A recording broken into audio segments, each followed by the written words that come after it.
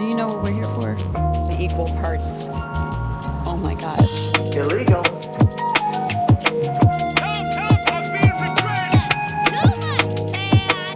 Come on! Don't be creepy. Not gonna do it. Wouldn't be prudent at this juncture. It's a bold strategy, Cotton. Let's see if it pays off for him. Science.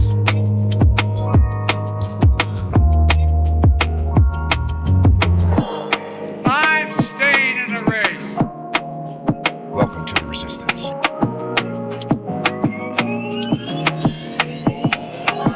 Immediately, if not sooner.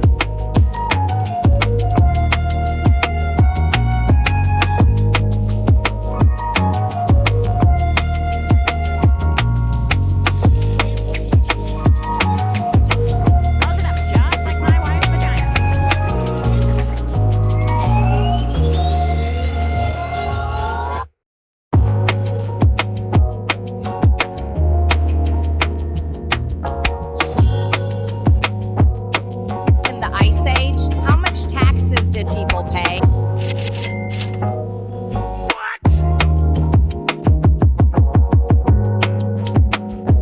Climate and everything are the same word. What you talking about? You should be ashamed of yourself for having that thought.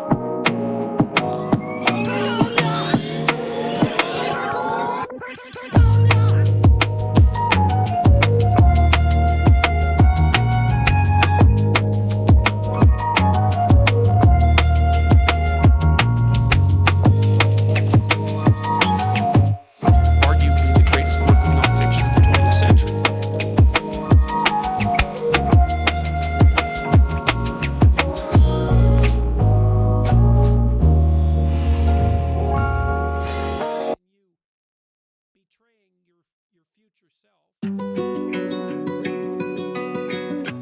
There's no point in you betraying your future self to gratify your present self. It's a stupid game.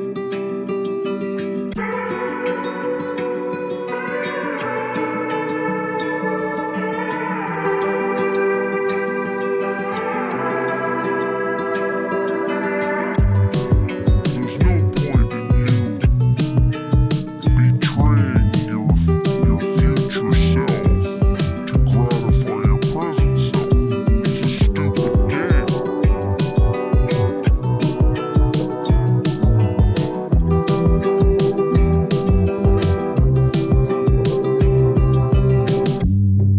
When I go into the dry cleaner, that dry cleaning place becomes holy.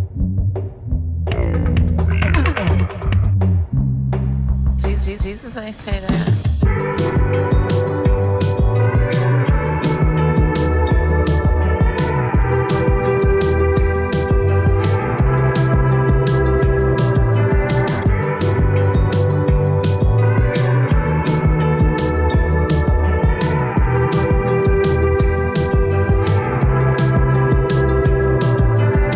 I cannot believe how people come for you already. I don't know if you know this. Phrasing. Oh, hello, Kurt. Interest. Just crazy enough to work. Yeah.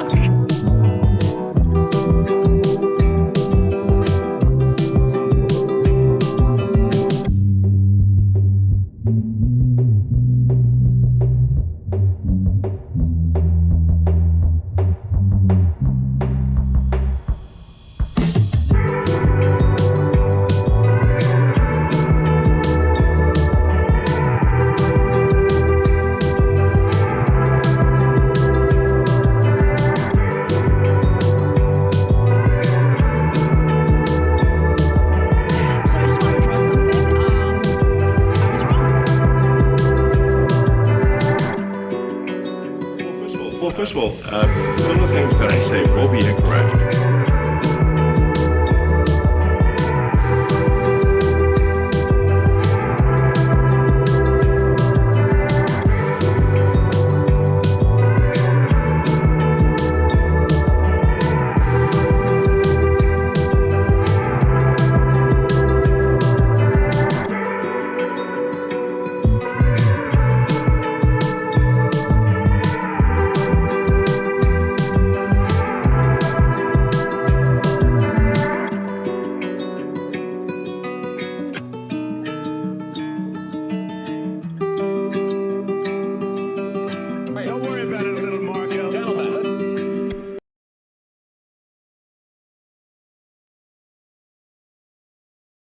This is from 12 Rules for Life. I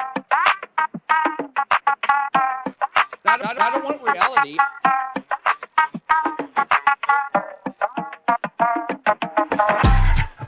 Yeah! Right now.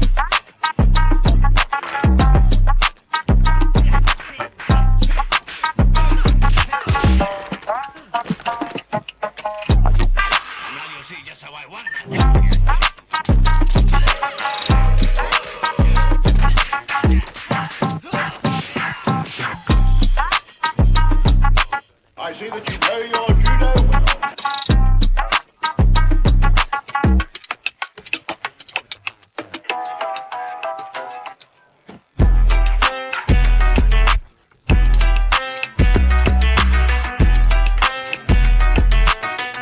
Donald Trump's done a lot of quality time with my wife.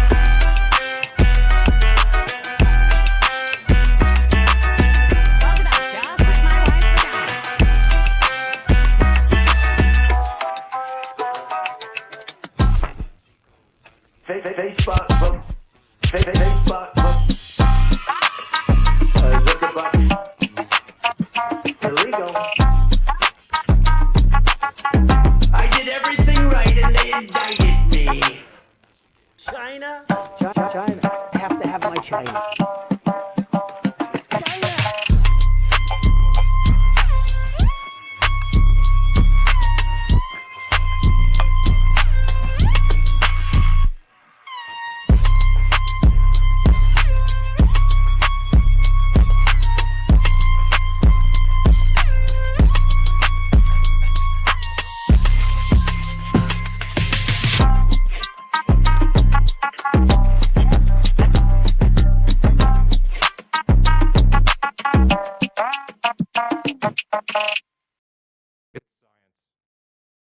He looks good and he looks hard. Jesus, I say that.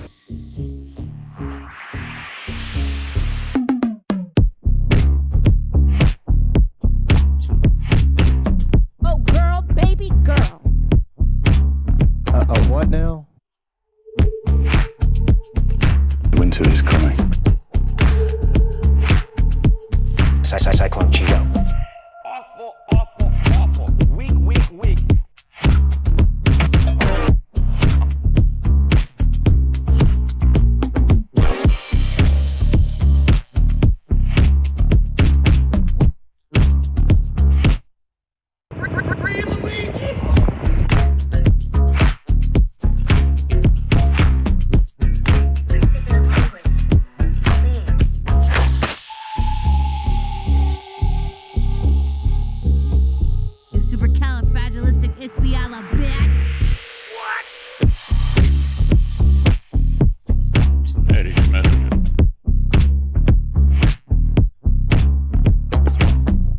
Huge, tiny mistake.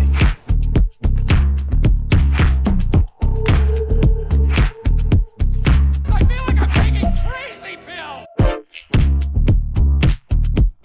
Aren't I a good guy?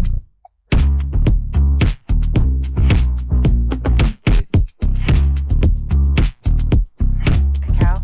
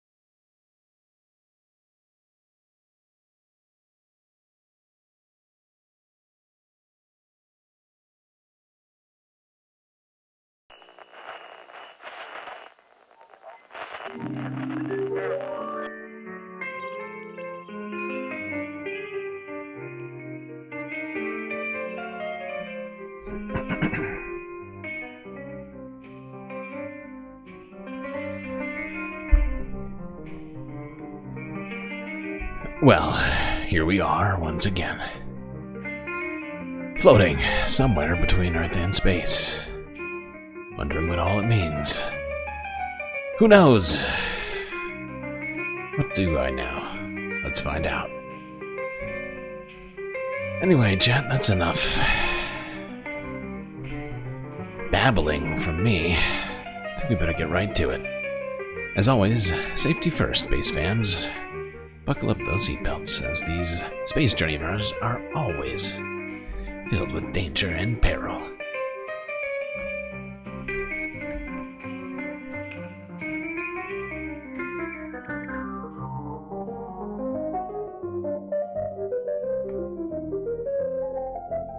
Okay, good to see everyone. It's been much too long. Sorry, I've had a perilous week. Off of the GNN set, it's been very bad.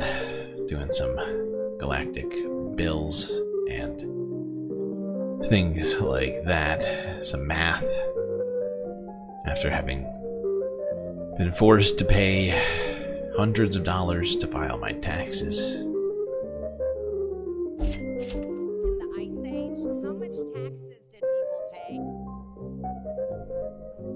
Also been dealing with some minor health issues. Haven't been eating right, haven't been treating myself right. Stressed out, overworked. And I don't know, this week somehow just didn't happen. Just didn't happen, and for that I am sorry. These are two of a myriad of reasons that led us to a streamless week. But we're gonna make up for it today. That's why we're starting at 7 o'clock. Before I get too carried away, better do some shout-outs. Sue Fairy Does B, Hermet Horologist, and Charlie Martini. 1, 2, 3 in the YouTube chat. Cheetah Man's here too. Bob Carmody, Mozart, Soul Life, Moanoop, Winnie Rose, Pitchforks Dragon, Erock 121, Schmegley, Sammy,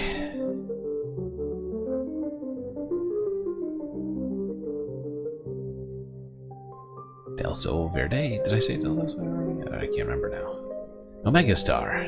No, I didn't say your name yet. Where are we going? That's right. Fuck yeah! America. And Gato is here. I think I got everybody in there. If I missed you, I'm sorry. I tried. I'm out of practice. What can I say, chat?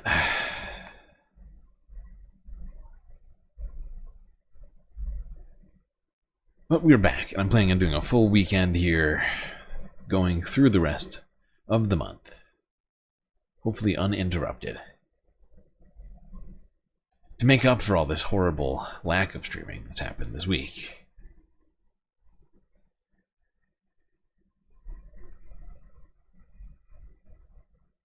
And yeah, it's been kind of a shitty week, not gonna lie. It's been a bad, not just in my life, but in the world's life?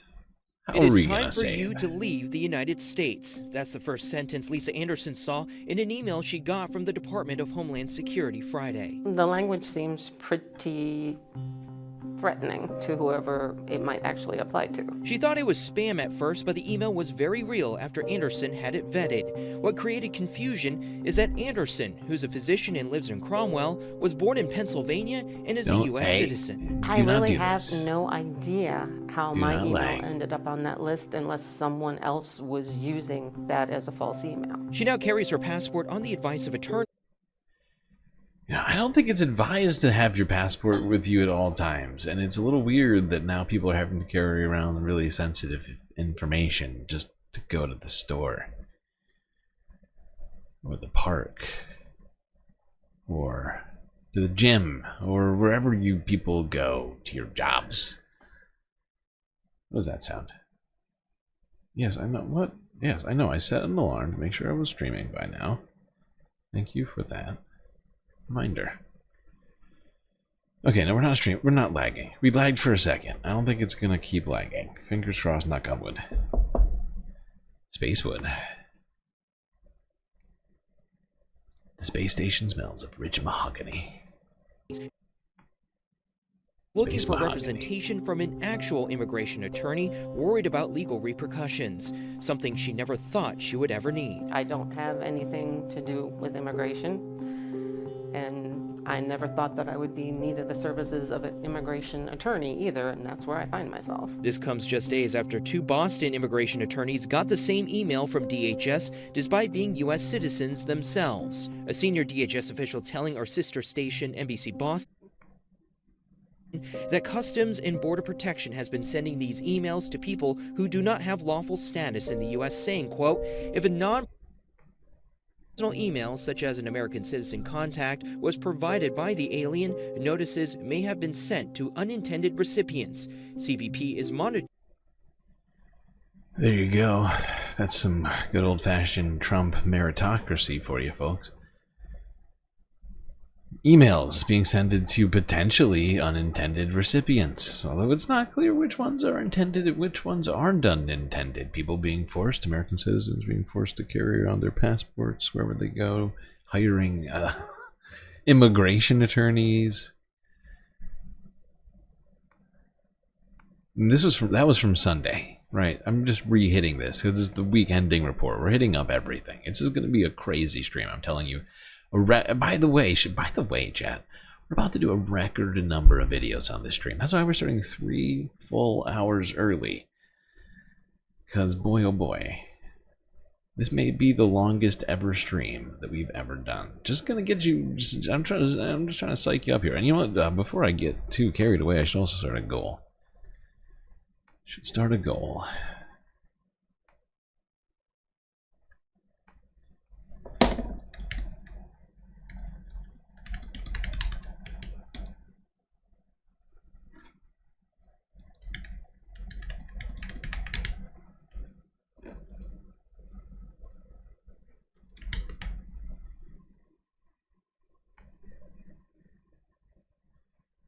3 hours. Okay, I think I did that. This will most likely be the longest ever stream. Not gonna lie. You're gonna hit up everything that happened this week. Everything. Almost everything. Okay, not everything, but all of the many of all of the things. Let's talk more about this. I guess you call it immigration / deport. What do we call this moment that we're in, where everyone is at risk of being deported? Let's talk about the American Gestapo state some more. We still have to name the skeleton. We'll get to that. Settle down.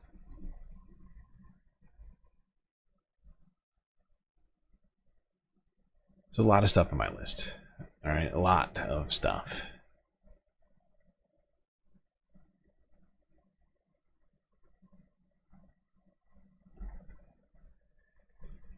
Turning now to the latest fight between the Trump administration and the courts over the president's immigration crackdown.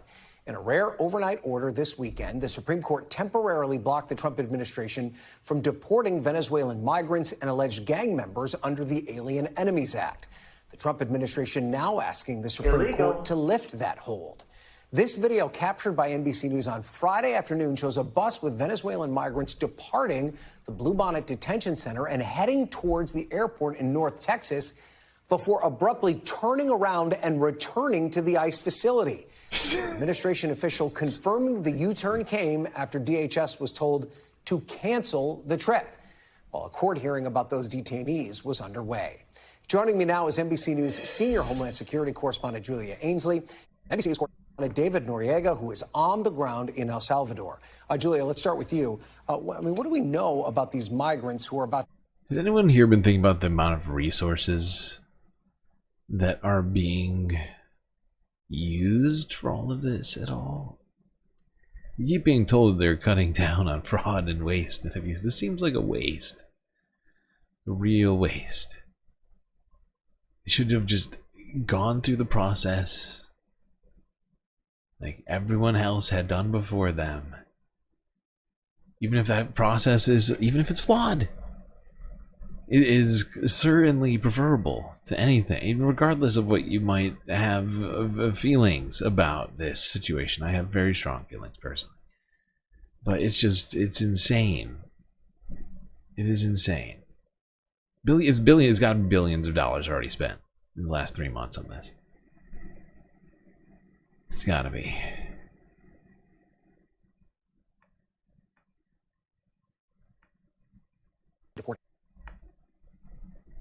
Well, there are about 28 of them. We've seen a list of those names. Now, 9 of them were given, there was some level of detail given about 9 of them to Fox News, including some pretty long rap sheets. But that leaves out 19 people. Some of those have actually been interviewed by NBC. In fact, Vaughn Hilliard was able to speak to one of them inside. Now, these are people who say that they have no ties to TDA.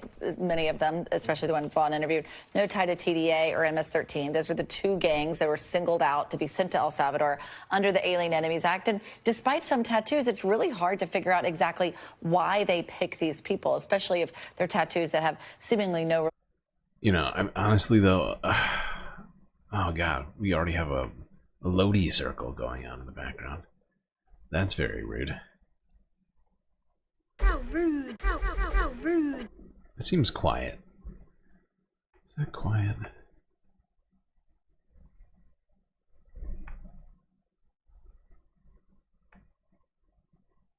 Bring the levels up on this slightly. Also, this is low. That's partly it. Is it lagging right now? It is lagging. It is lagging. Why is it lagging? That's a question. That's one question I've got right now.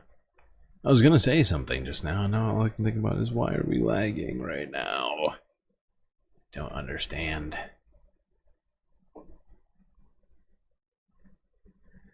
But I mean, we don't need to watch this whole CBS thing right now.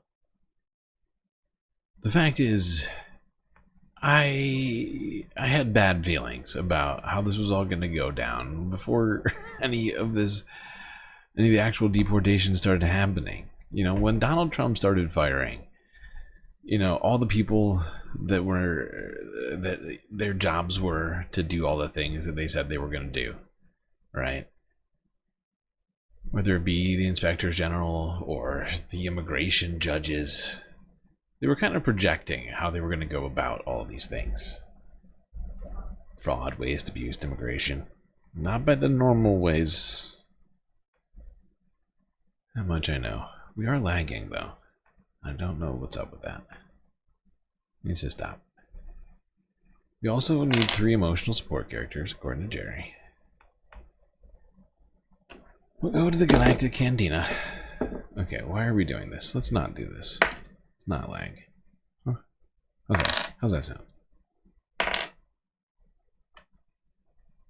that good for you? It's not lag.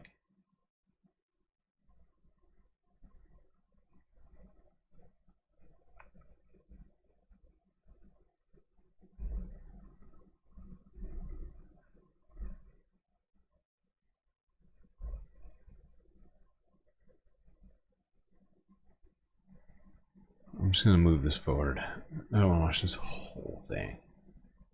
I can't watch this whole CBS speech right now. There's just no way.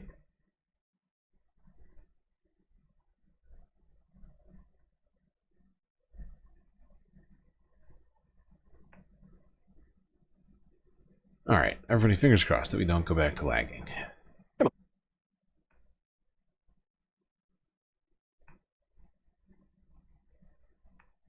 Establish access between Kilmer Abrego Garcia and his family or his counsel. They have not achieved those goals, Ryan, but they also say that they are here for media and political reasons, to keep public attention on this case. That, they say, is something that they have achieved. I interviewed one of those congressmen here in El Salvador this morning, Maxwell Frost from Florida. He's the youngest congressman currently, and this is what he had to say. Take a listen.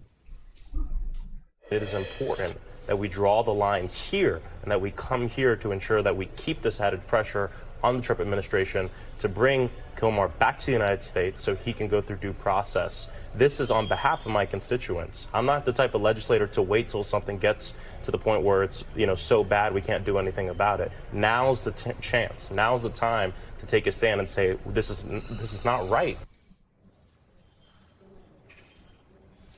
Ryan, the response from Republicans to this has been pretty mocking. They think that this is politically a winning issue for them. They say that it's good for them to have Democratic lawmakers visiting El Salvador and, in their view, advocating for people that they describe as violent criminals and gang members. In fact, the National Republican Congressional Committee offered to foot the bill for any future trips by Democratic lawmakers to El Salvador. Ryan. Pretty cocky. Okay, David Noriega on the ground for us in El Salvador. David, thank you for that report. I wonder if they're going to stick to that. And joining me now is Lee Gallant. He is the deputy director of the ACLU Immigrants' Rights Project. He's also representing the ACLU. Right, so this is the interview I really wanted to listen to. We are lagging over here, though. And that's not cool. I'm not into that at all.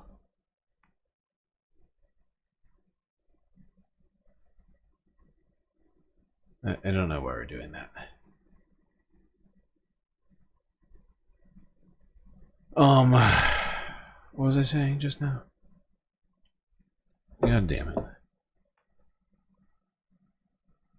Every time I see the lag, it just kills me.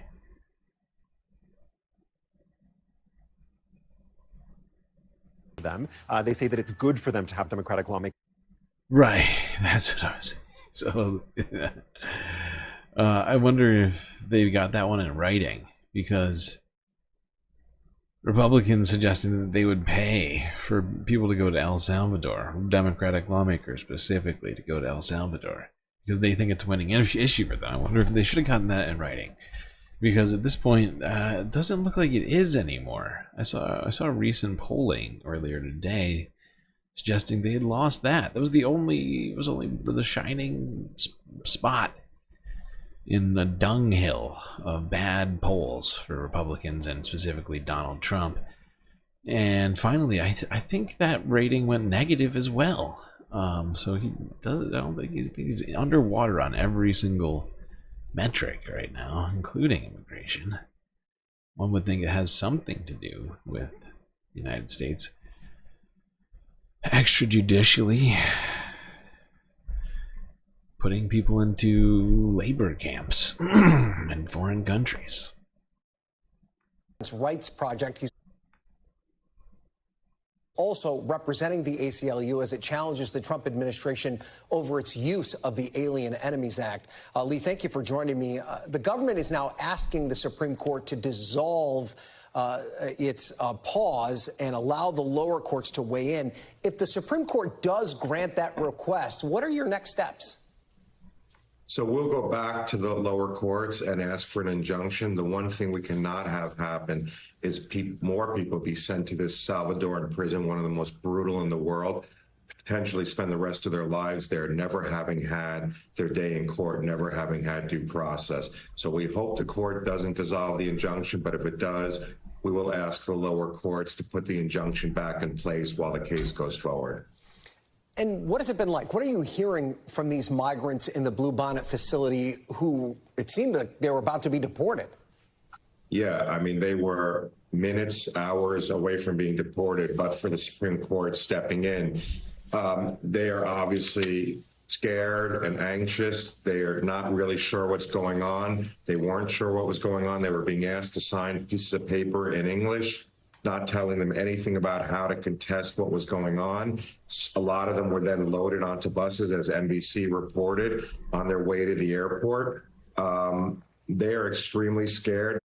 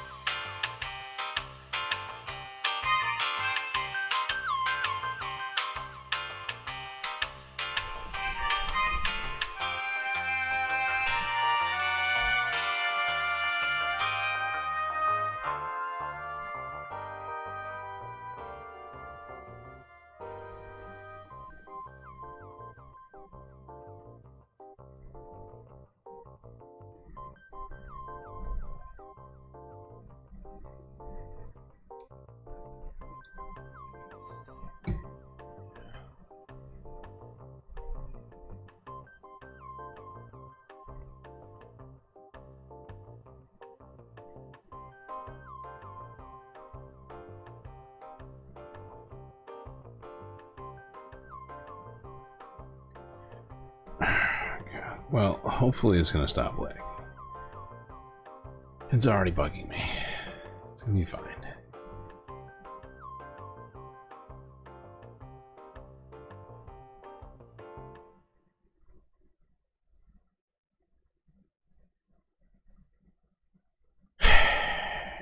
Okay, let's try and keep going here.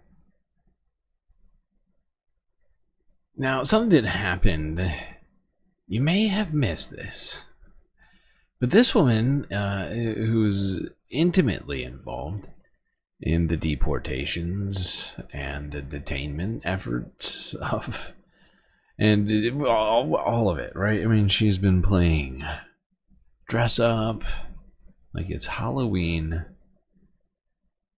at the White House. That's Kristi Noem. She's supposed to be keeping the homeland safe. Remember that. She is the director of Homeland Security. Just want you to keep that in mind while we watch this next video. This is from a few days ago.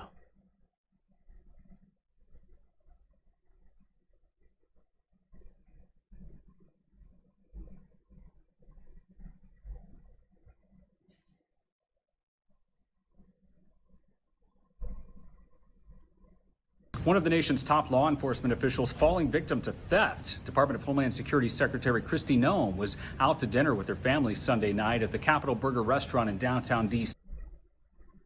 By the way, I meant to put this as 5, not 10. I don't know why it says 10. I think I screwed up again. Disregard 10. Disregard it. Like, I'm fine if we complete it, but I'll at 5. I'll at least give you the space confetti.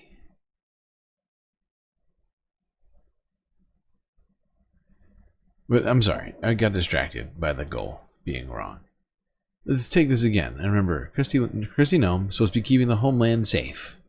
Alright? As director of DHS. One of the nation's top law enforcement officials falling victim to theft. Department of Homeland Security Secretary Kristi Noem was out to dinner with her family Sunday night at the Capitol Burger restaurant in downtown D.C. when a law enforcement source tells me a man came in, took her bag, and then left. Now, inside that bag were her DHS access badge, credit cards, her house keys, a passport, makeup, and $3,000 in cash. Now, CNN caught up with Noem on Monday outside the White House at an event. Was your bag stolen last night at dinner? It was. Can you tell me any details about that? I don't think I can yet. Sum of cash inside the bag. I don't think I can yet.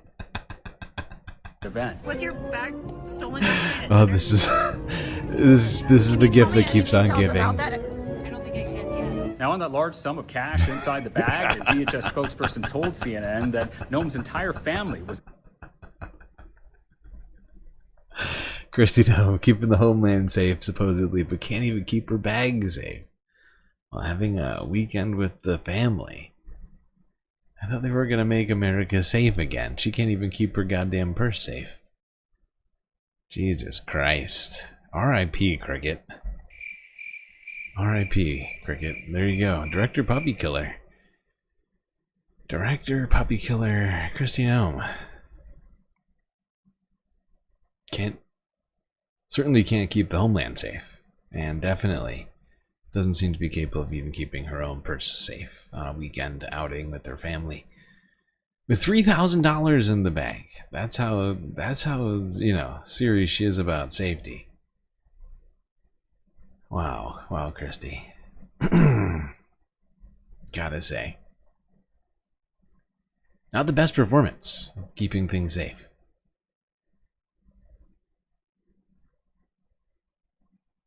Could be keeping things safer.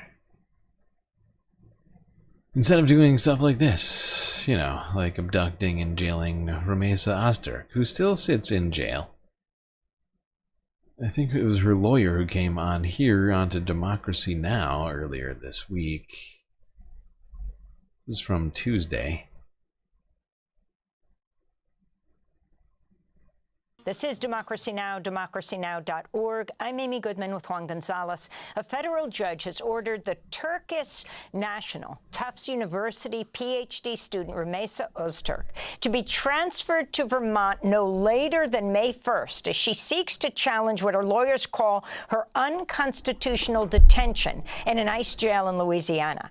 That order came Friday and followed a separate hearing last Wednesday when an immigration judge denied bond for Rümeysa, declaring her to be a potential so-called danger to the community. Rümeysa, who is from Turkey, was arrested for co-authoring a student op-ed on Tufts' response to Gaza solidarity protests on campus. Rümeysa Öztürk is a doctoral candidate in the school's Department of Child Study and Human Development and research assistant at Tufts Children's Television Project. She's a former Fulbright scholar. On March 25th, masked, plainclothes immigration agents snatched her from the streets of Somerville, Massachusetts, outside Tufts. Surveillance video from a nearby house shows agents approaching her on the streets near her home. In the video, you can hear her scream as the agents move to detain her.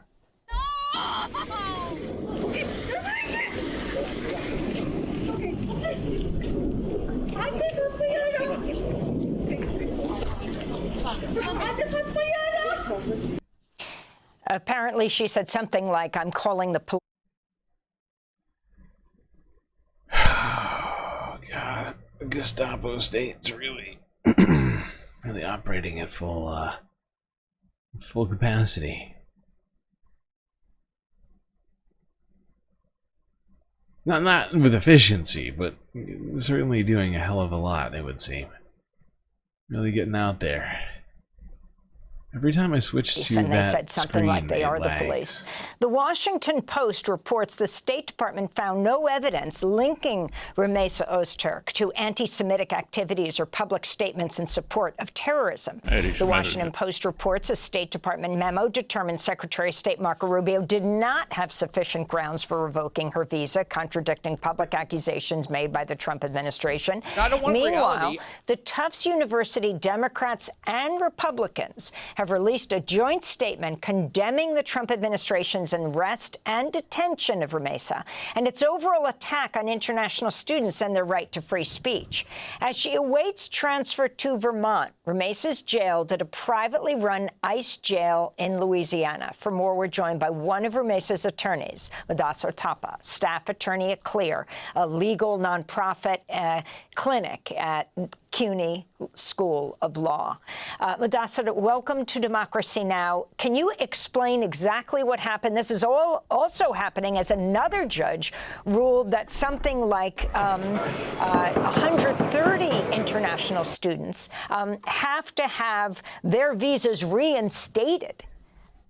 Immediately, if not sooner. Yes, thank you, Amy, for having me.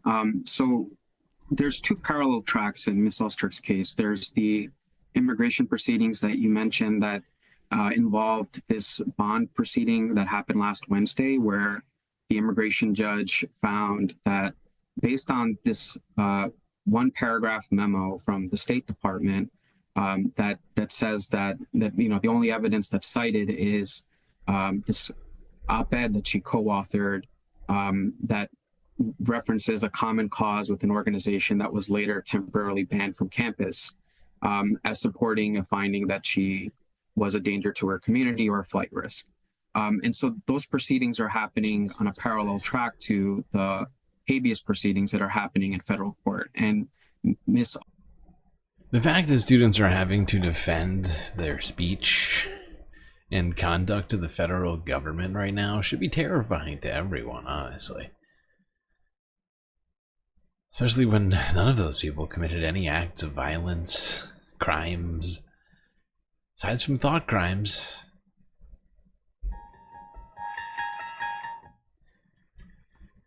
Except for those ones. Thought the wrong thing. You said the wrong thing. That is illegal. Illegal? That's too loud.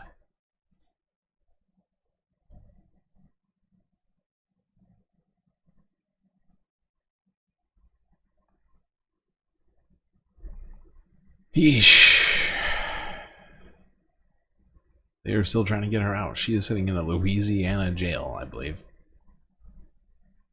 They've done everything they can to remove these students and or other potential deportees away from the jurisdictions which probably should have been the ones to oversee initial processing of these people, if there were even crimes being alleged, which there are and there aren't, right? I mean, they're saying that there's crimes being alleged, but then they're not bringing those crimes to court. Instead, they're just, you know, just unilaterally deciding who stays and who goes. It's fucking terrifying.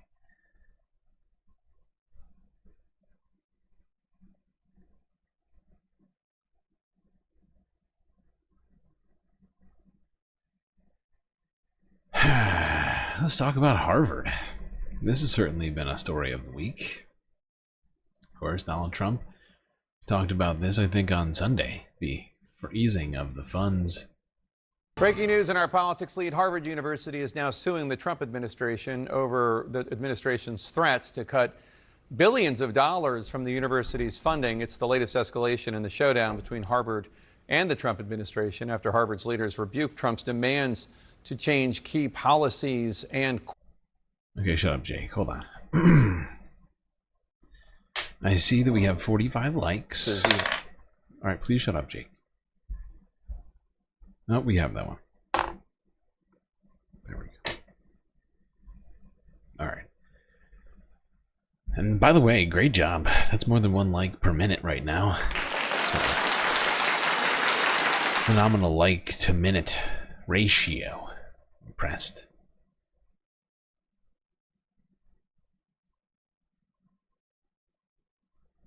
Unfortunately, that screen is lagging for us still. I totally, oh God, forgot to fix that.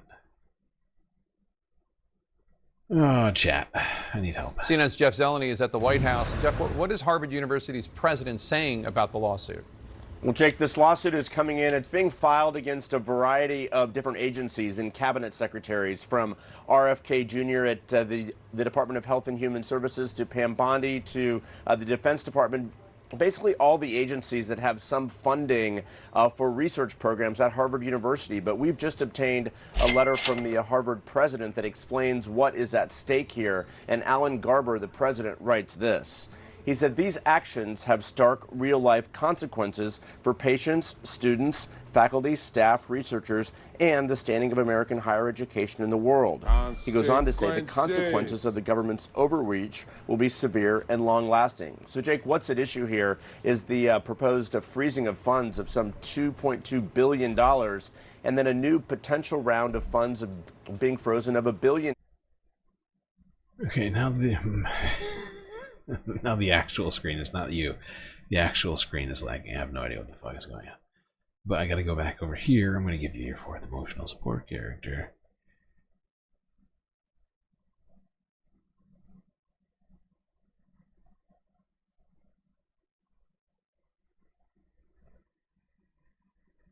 Okay.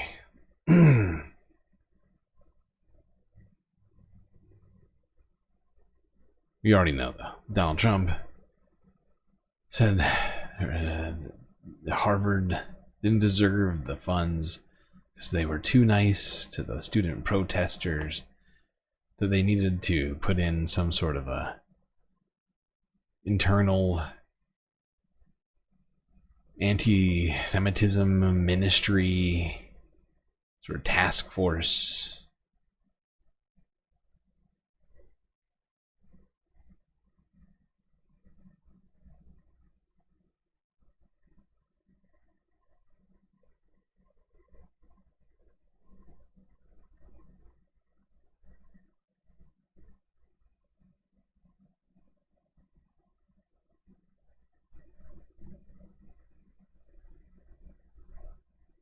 A conservative school.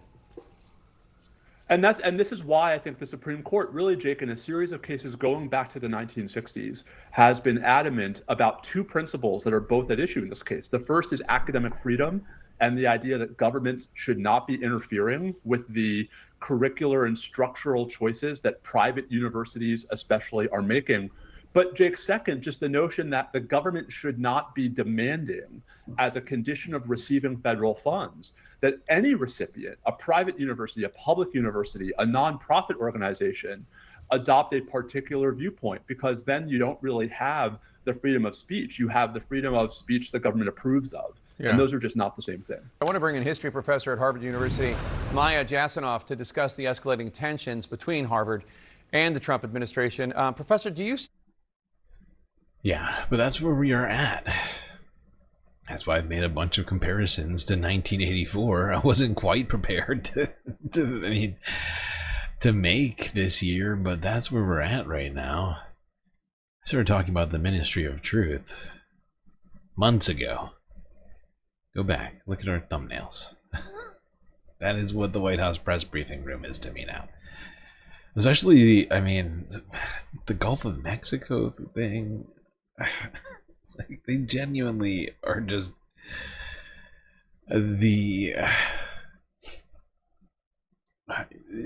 just like a fictional, perverse arm of Donald Trump, here to tell us how wrong we are, because Donald Trump says we're wrong.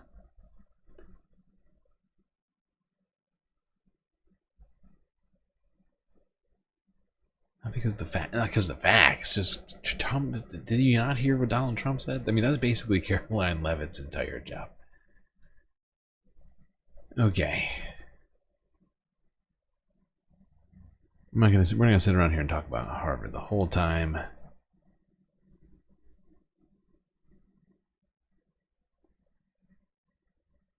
Got lots of stuff. Suing the Trump administration over these threats to cut federal funding from the school. 100%. You know, on campus over the last week or so, the talk has been not about if, but when. And we have been very eager to see our university take the lead in standing up to these very patently illegal actions that violate the First Amendment, among other things.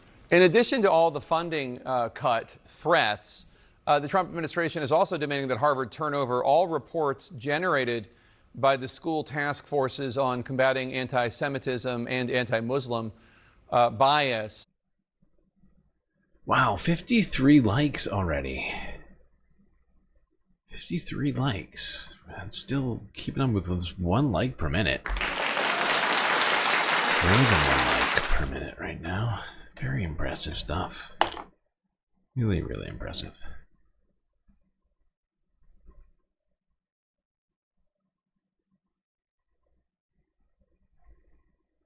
Still kind of lagging over here, and I hate it. I do hate it. I see it going from good to bad. Any of them generated since October 2023. Do you think the university should turn those over? You know, I think we need to step back from all of this a little bit and just see what's going on here. You know, anti-Semitism is unacceptable wherever it takes place. I myself am partly of Jewish origin. I know that this is a problem that has been rising lately. It needs to be stopped, and Harvard has been taking steps to do that.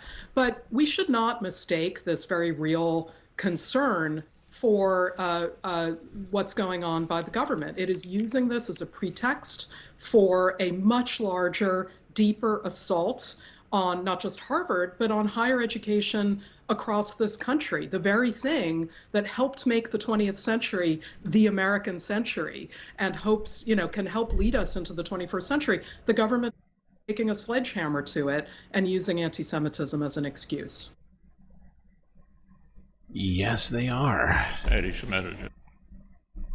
What's most disappointing about that is the Democrats opened the door for that. They're more concerned about contributions than they were about doing the right thing and respecting that old Constitution, which we're all talking so much about lately.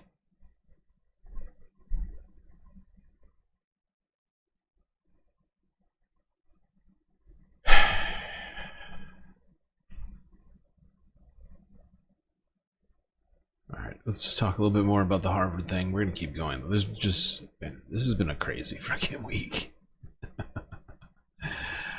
This has been a freaking wild week.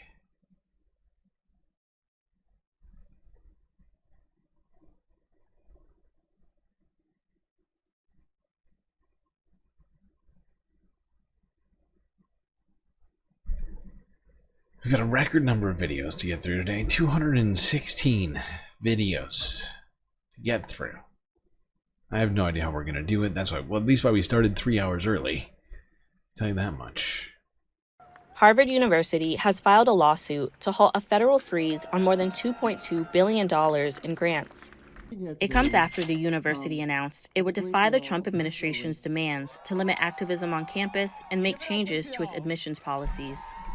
The administration also demanded the university audit views of diversity on campus and stop recognizing some student clubs, arguing universities allowed anti-Semitism to go unchecked at campus protests last year. I think Harvard's a disgrace. I think what they did was a disgrace.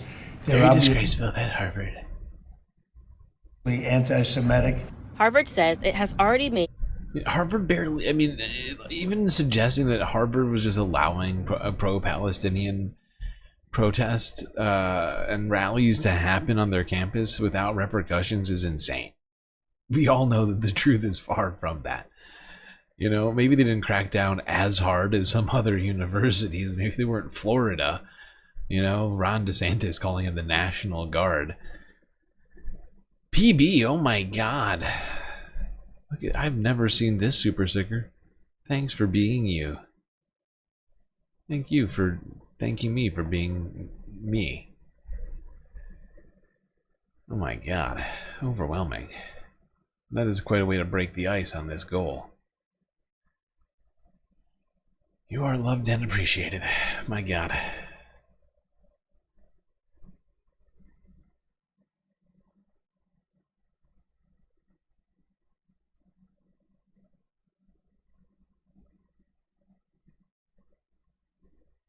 Extensive to address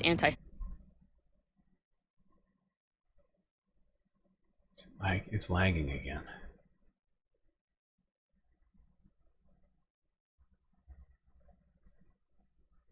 Anti-Semitism. Harvard's suit called the funding freeze arbitrary and capricious, saying it violated its First Amendment rights.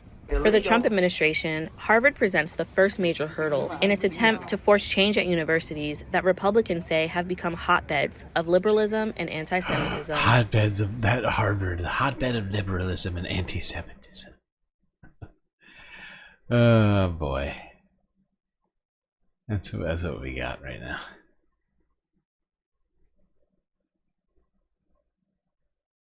Oh, man, how badly are we lagging? What is the deal? Not cool, man. Come on! Not cool, man. I have another question about back home. Please shut up, The federal JD. government is determining JD, pulling funding please from shut some of up. these universities that they think are not deserving of that federal funding. JD, please shut up. Safeguard that should be in place to make sure the government... I have another question about... How and why are we lagging this bad? This is incredibly rude. How rude! Help! Help! I'm being repressed! Oh, God.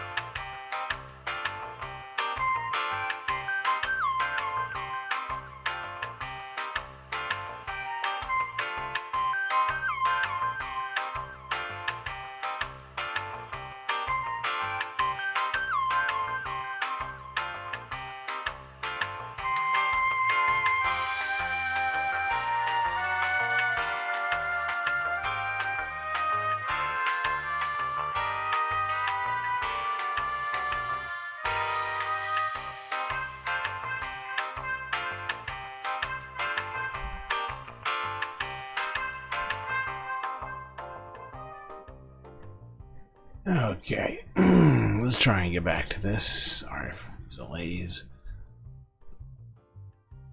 Let's see what J.D. Vance had to say about this whole Harvard situation. He was asked on the tarmac in India. India? Did he go to India? Oh, I missed that.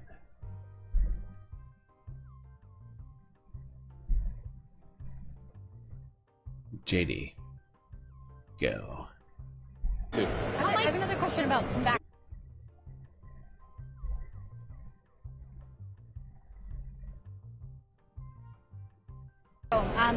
As the federal government is determining. Oh my God, you're killing me. I have another question about back home. As the federal government is determining pulling funding from some of these universities that they think are not deserving of that federal funding, do you think that there's any safeguard that should be in place to make sure the government doesn't get in the business of stopping intellectual freedom? Well, I think the most important safeguard to any of this is just the law. And if you look at Harvard, of course, that's been the university that's been most in the public eye.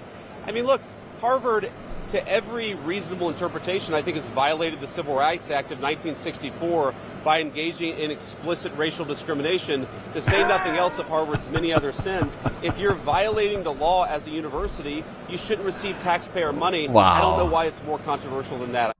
Wow, is that what we're accusing Harvard of doing?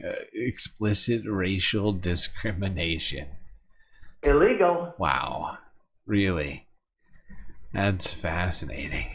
I wonder which race is being discriminated. Which race is being discriminated against, according to JD?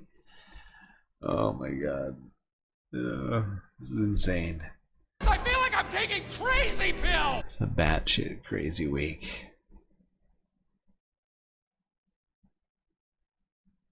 Charlie Martini using that galactic member highlight GSL coin to the moon. We don't. There is no such thing as GSL coin. Not a thing. By the way, I think the highlighted messages are somehow also adding lag. I can't tell. I can't tell.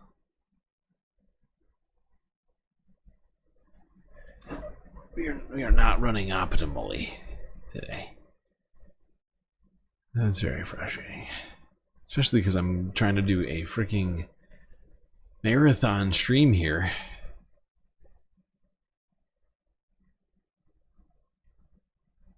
It's really not conducive having it go like this.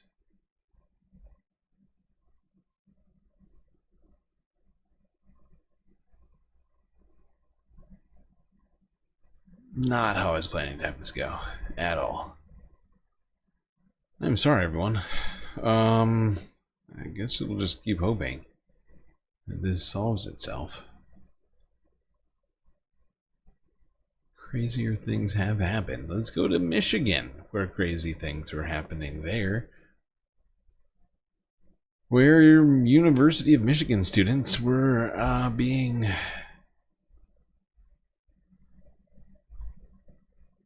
having their apartments raided by police over activism.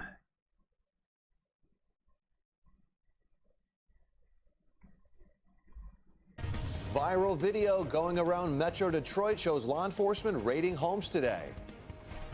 And tonight we're learning the Michigan Attorney General's office is behind searches. Activist groups claim multiple college student activists were briefly detained during those raids. Thanks for being here tonight. I'm Kimberly Gill. And I'm Ty Steele. CARE Michigan is calling these raids both aggressive and a misuse of power. Jacqueline Francis joining us live from the campus of U of M tonight. Jacqueline, have you learned what these searches are about? Well, the Attorney General's office told us what these searches were not about. They said this investigation has nothing to do with the protests that took place here on the University of Michigan campus. They also told me that they have nothing to do with immigration enforcement. So what is it about? It seems it's about vandalism. Take a look. No search warrant was provided. It's Vandalism. the viral video that got This looks social like some media's vandalism attention right here. Wednesday. It shows law enforcement agencies raiding the homes of pro-Palestinian student activists. That's according to the American. I love that. I love that. The police commit an act of vandalism to go after the vandals. Illegal. That's great. I love that vibe. It's my favorite vibe.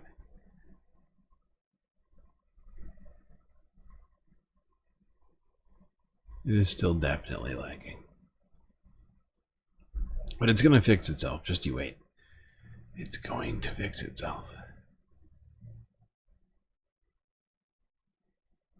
Let's see what Tom Homan had to say about some of these operations that ICE has been doing. Tom Homan time. Here we go, everybody.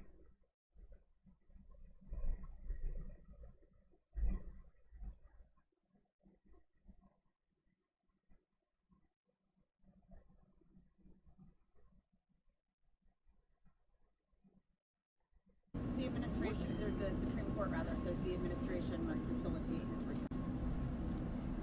Okay. Will the administration facilitate his return? I'm not. I'll leave that with the Department of Justice and the State Department. I think I stand by. We did the right thing for the safety and security of this country. We removed the terrorists. Just like the two plane loads are. Name one terrorist. Everybody said we violated court order. These are two plane loads of terrorists that won't international waters. Again, I'm not litigating the case. I'm not an attorney. I'll let DOJ handle it. But again, I think we're keeping President Trump's promise to the American people who voted him into office on number one issue. That is number one issue. Border and remove public safety threats and national security. Why do they keep saying that? I think we all know why they're saying it, because they're hoping that they can at least get this one thing done. If they can just get all of the nasty brown people out of the country, that'll at least be something. But the fact is, the numbers on this are not true.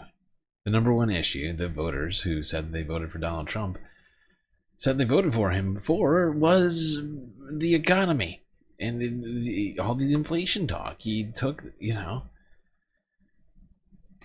all my criticism of him, he at least at that moment during the election picked up on a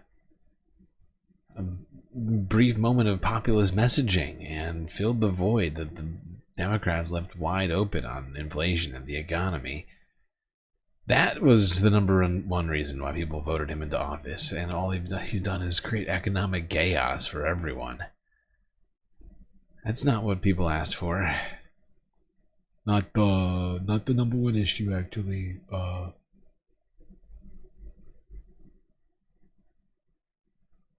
That's what we keep doing. I find it incredible that there's all this push for more due process, more process for these designated terrorists, when in fact no. Why do people want all this due process for all these people designated terror? We designated them terrorists. What else do you want to know? They're terrorists. Well, because we said they're terrorists, and that's all you should. But there's no reason for us to have rule of law.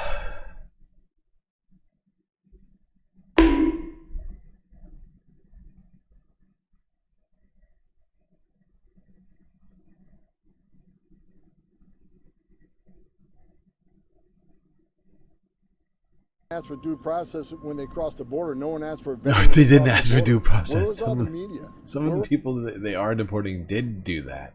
Some people, after crossing the border, applied for asylum or exemptions, other sorts of court things, visas, green cards, whatever else. They're still being threatened with deportation. Those are all documents. They didn't due process. They didn't do. I mean, it's different. Obviously, it's not actually due process when you're filing for asylum. It's different technically. I'm not mistaken. It's under some other sort of legal statute, but it's it's the same principle. Oh my God. How do you all folks when 10.5 million people came to the border and you're silent? Where were a lot of these folks when they had 600% increase in sex trafficking in women and children? Where was everybody when had a quarter million? Where was everybody? Why wasn't everybody asking us about the deportations when we weren't doing them? I don't understand why everybody's asking me about the deportations.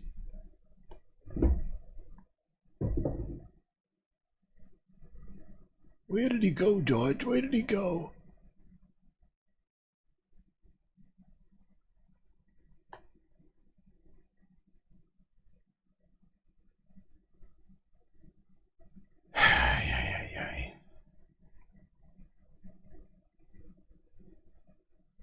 Died from fentanyl.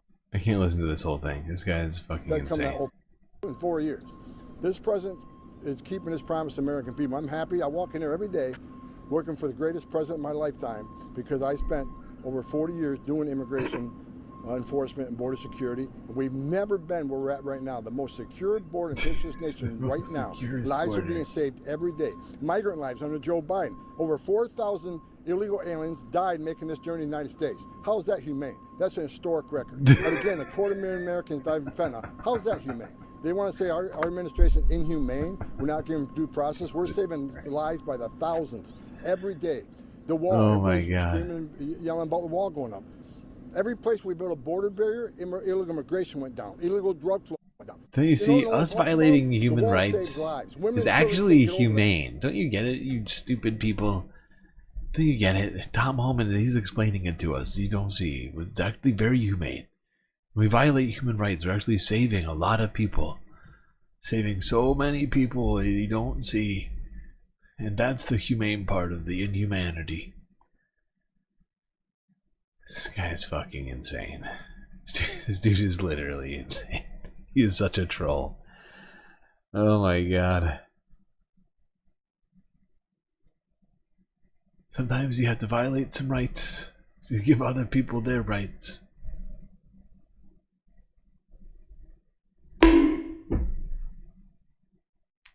So that means they're going to a place where there's not a wall. And what's waiting on them? The men and women of the border patrol who's going to deal with those health issues in a humanitarian crisis. Walls save lives. Just secure borders saves lives.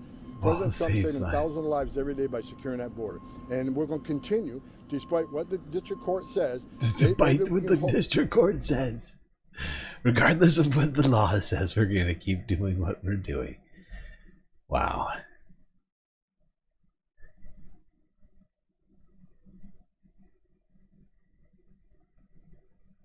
Let's hear a little bit. There was I think this is the end of the Tom Homan. Thank God. Because this guy is such a fucking ghoul. He's really, he's more of a troll than a ghoul, but not in the regular troll way that we usually talk about on the internet. I mean like bridge troll.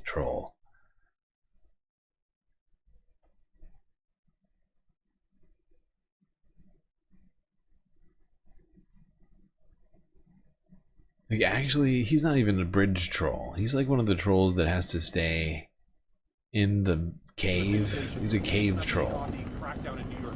He's not allowed by the bridge because he... That's a classic example how collaboration... It's too goddamn stupid. News Nation, can you give us an update on the crackdown in New York City of Trenday Iraqi members? That's a classic example how collaboration between ICE and state and local law enforcement, the success of the collaboration. 27 Trendagua people were indicted. I believe 6 are still outstanding. We're looking for them. But we send a strong message to Trendagua. We're going to keep doing this to every TDA member, MS-13 members removed from the country. That was the first time we used RICO. The underlying offenses were sex trafficking, gun trafficking, drug trafficking, murder for hire. We seized a lot of weapons and we rescued some. We did a great job, actually. That's why we circumvented the law. May have broken it by working with the NYPD. That's fine. Illegal. That's fine. Because we're claiming that we did a whole bunch of stuff that we're not providing any evidence for. We're just saying it at press conferences. We're just, Oh my God. I wish the sun turned him to stone. Like in The Hobbit.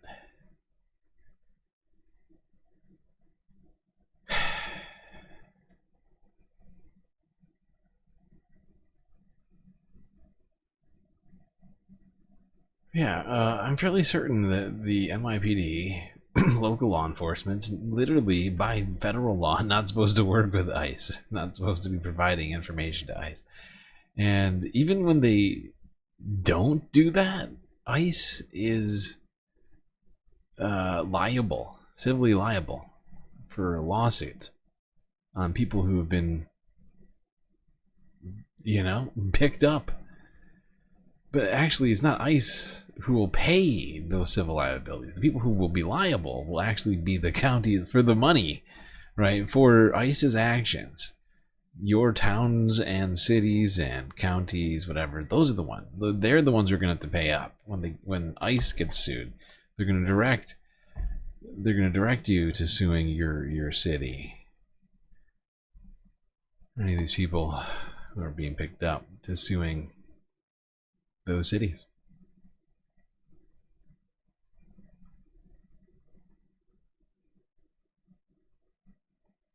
Something that probably is what you would think is going to happen with this one.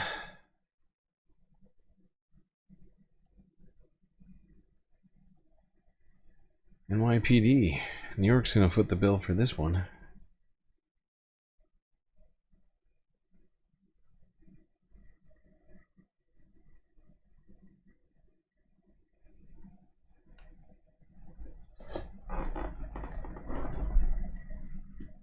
Really encouraged to see this. Senator Peter Welch of Vermont, the junior senator of Vermont, after Bernie Sanders, went to visit Mohsen Madawi inside of immigration detention. He was taken when he showed up to his immigration hearing in court. He had known that it was likely that he would be detained because of his pacifist speech, speaking out against Israel's slaughter in Gaza, even as he wrote publicly about the scourge of anti-Semitism, even as he engaged with Jewish and Israeli students on campus at Columbia. It didn't matter. He's now being locked up for his speech, and we unfortunately haven't seen enough of this. Chris Van Hollen kicked this off by doing a really good thing, going down to El Salvador to try to see if he could meet face-to-face with Kilmar Abrego Garcia, confirm that he was still alive.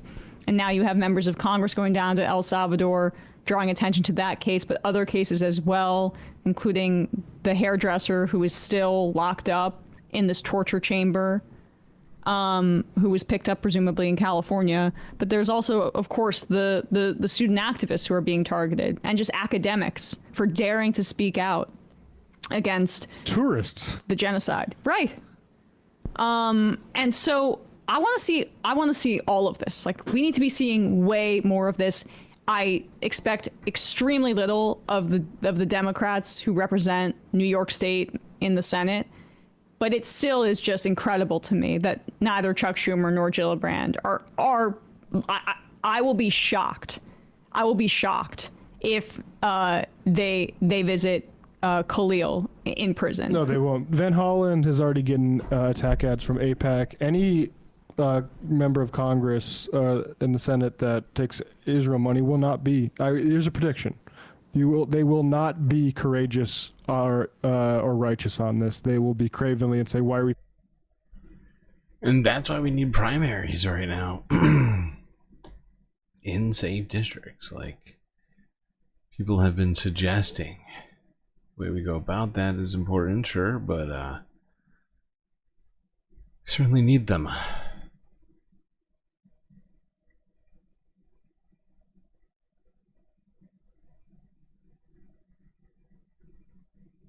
So much. Look at the markets. We should be focusing on how much the Dow Jones is dropping. It's really important that we see more of this stuff. So I wanted to make sure we played a little bit of of Peter Welch's conversation with his constituent for ICE detention. I'm here with our friend from the Upper Valley, Mohsen. We've been having a nice talk, but I want you to have a chance to explain to people how you're doing and what you hope to accomplish, and how is it you're staying so positive despite your circumstances? Thank you for the visit. It really means a lot, and it reassures me of the support that I have from you you and from the Vermonters as well, my people, the people of Vermont.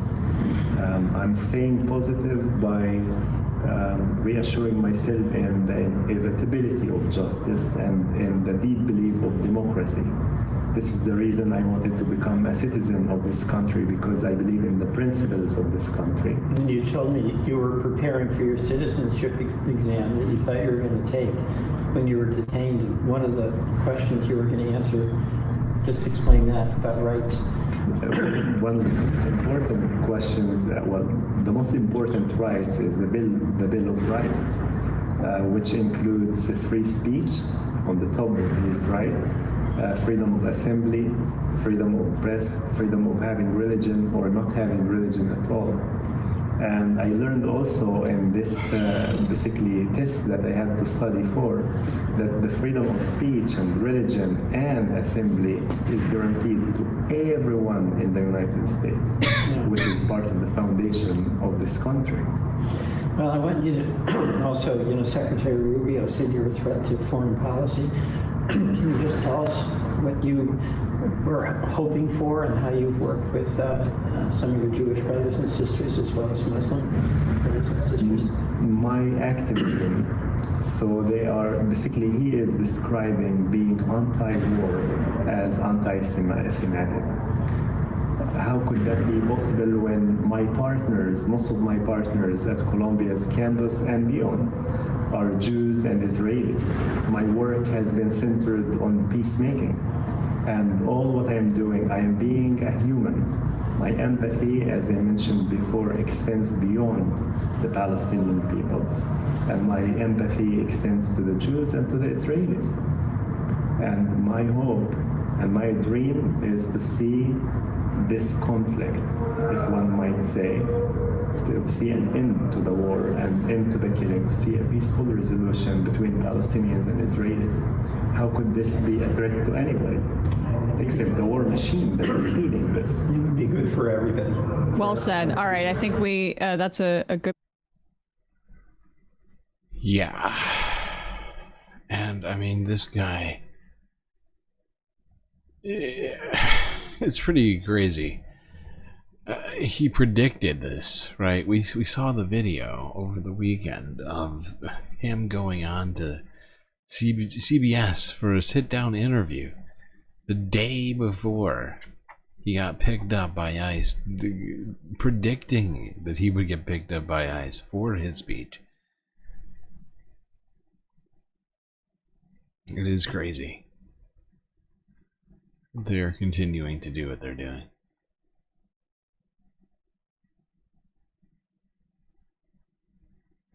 If anything, I mean, throughout the week, they were seemingly stepping that kind of stuff up. All over the place.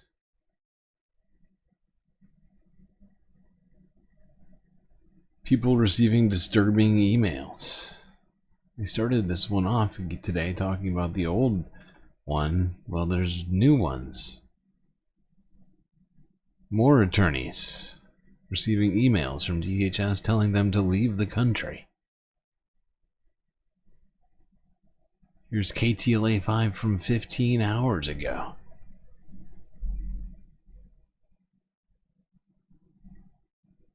Whether they should come to work or not. They should be told from the get-go what's going on. The concerns come a week after news broke that 4 foreign students at Cal State Fullerton had their visas revoked. Immigration rights attorneys across the country and here in Los Angeles say they are getting troubling letters from the Department of Homeland Security. The letters threaten the attorneys, telling them to leave the country immediately, even though they are U.S. citizens. Sarah Welch is live in Hollywood with more on the letters and the government's response. Sarah. Micah Sher, good evening. The lawyer from Koreatown was stunned when she opened that email telling her she had 7 days to leave the U.S. And as you said, she's not alone. Other attorneys across the U.S. have received the same message. Here's what it says. It is time for you to leave the United States. Harsh words in the first sentence of an email Harriet Steele opened from the Department of Homeland Security. I was startled when I first read it. DHS encourages you to leave immediately on your own. That didn't make sense since the immigration lawyer is a U.S. citizen born and raised in Los Angeles. She thought the notice might be directed at one of her clients, but it wasn't. There's no identifying information about who the intended recipient is. I would imagine that it would be terrifying for someone who especially maybe someone who, unlike me, doesn't have the privilege of having attended law school, of being a U.S. citizen born in the United States to two U.S. citizen parents. It's unclear how many people have mistakenly received the DHS notice. If you do not depart the United States immediately, italicized, you will be subject to potential law enforcement actions. Steele described it as a scare tactic in step with the Trump administration's mass deportation plans. I think that this is in line with a lot of policies that we've seen over the past 3 months, which are both chaotic, as this kind of rollout of this notice was, and also... Yeah, this is genuinely problematic, of course. And for the DHS to just be sending out unaddressed letters like this, just sort of boilerplate, you're out of here. I mean, just leave. It's just gross. It's like a gross scare tactic. Nobody is actually safe, though. Now, I haven't heard of any of these individuals we've talked about being arrested and or deported yet. Just waiting for that to fall and find out one of these people on these stories got picked up.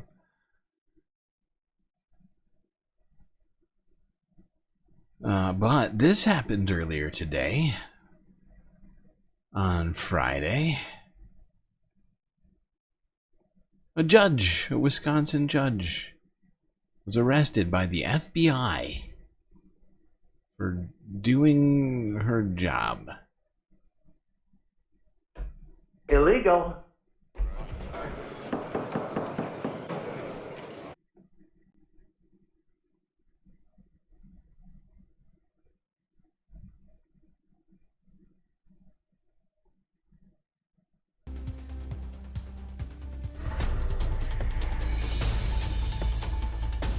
Breaking news, the FBI has just arrested a Milwaukee judge accused of trying to help a man evade immigration authorities. In a now deleted post on X, the FBI director writes that Judge Hannah Dugan intentionally misdirected agents. ABC News Justice reporter Alex Mallon has the details. Alex, what do we know so far? Well, we don't know why the FBI director deleted that post, but we do know from our affiliate in Wisconsin that Judge Hannah Dugan did make her initial appearance this morning. She was. It's more of this like radically transparent W taking, if you will, where they go to post their W's all the time and they're like, "Ooh, wait, someone's like, hey, actually that might not be a W. Maybe take that one down. Maybe oh, whoopsies, we put a savings on DOGE that were actually savings from the Bush administration. Whoopsies, maybe we take that one down. Maybe this one makes us look lawless and problematic. I don't know." Wisconsin, that Judge Hannah Dugan did make her initial appearance this morning. She was charged with 2 federal crimes that includes concealing a person from discovery and arrest, and the second count is obstruction of federal proceedings. She appeared, her attorney in that court proceeding said that, quote, Judge Dugan wholeheartedly protests the arrest, and the judge ended up actually ordering her released after that hearing. We expect that she will plead not guilty to those charges. But this is a dramatic escalation, obviously, of the Trump administration's war with the judiciary. They have been previewing the possibility that they would seek charges against any judge or federal officer or even state officers who they say obstruct lawful deportation efforts by this administration. But obviously, this is a dramatic escalation of that. Oh my god, we are living in a fucking full-on Twilight Zone right now.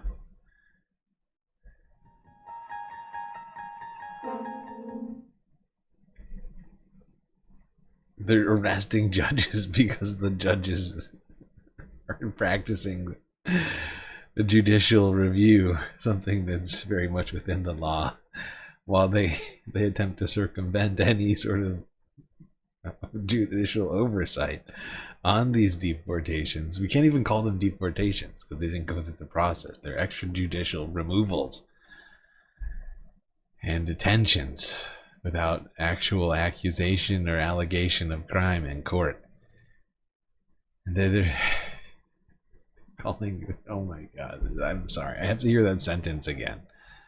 The possibility that they would seek charges against any judge or federal officer or even state officers who they say obstruct lawful deportation efforts by this administration. But obviously this is a dramatic escalation of that. And they detail this. We just got these court charges that were unsealed. Basically on April 18th, they say that Judge Dugan had an undocumented immigrant set to appear. This is a complete flagrant abuse of words. They continue to do it. Precision of language, please. But to suggest obstruction is basically claiming like this judge is either hiding evidence, is preventing, like physically preventing ICE from doing their job. Which she's not. She's doing her job of doing oversight.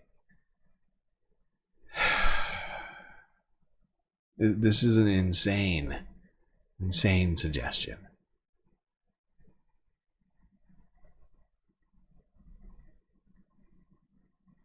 I'm just blown away.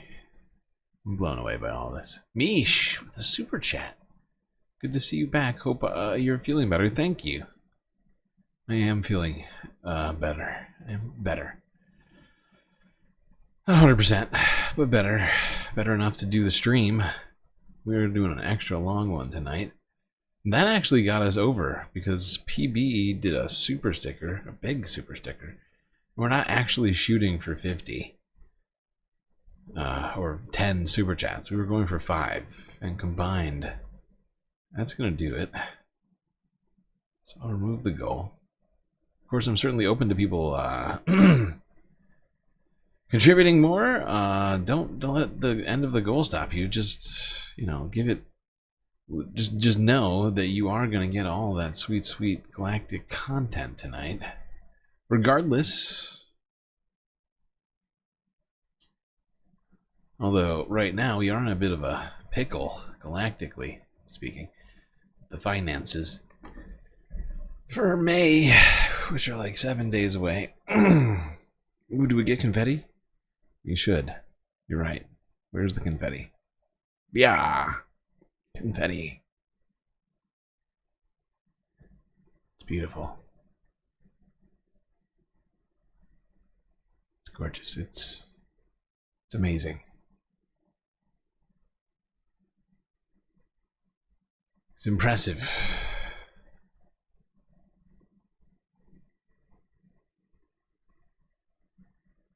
Thank you, everyone, for helping us complete that goal. By everyone, I mean Mish and PB. 2 people did it. Incredible. 2 of you ensuring galactic content for all tonight.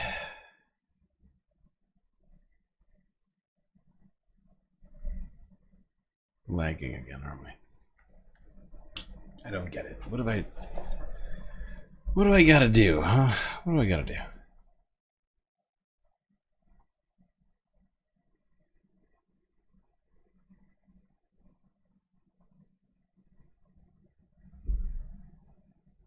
All right.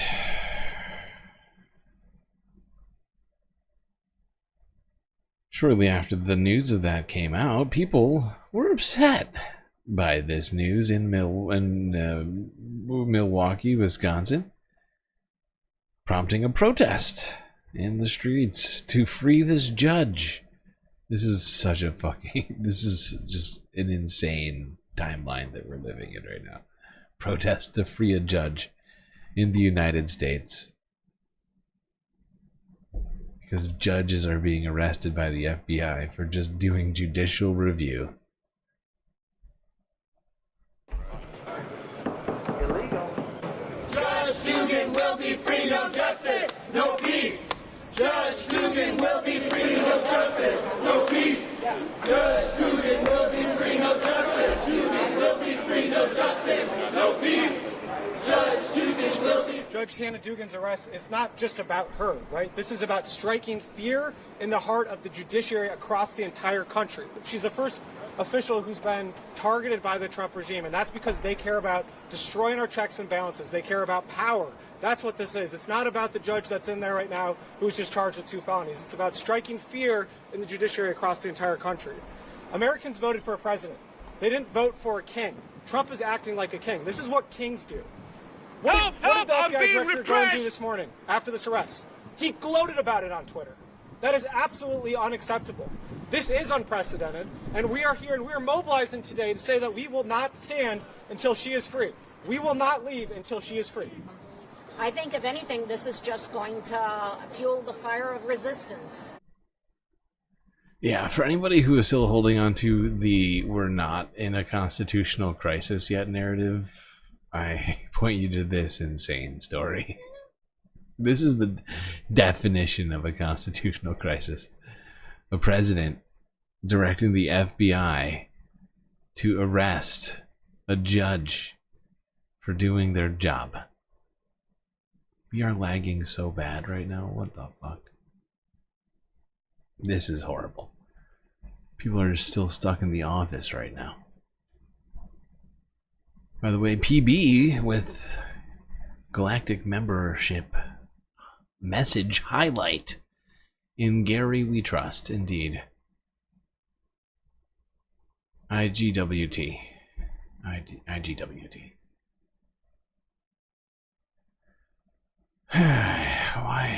Why does YouTube hate us?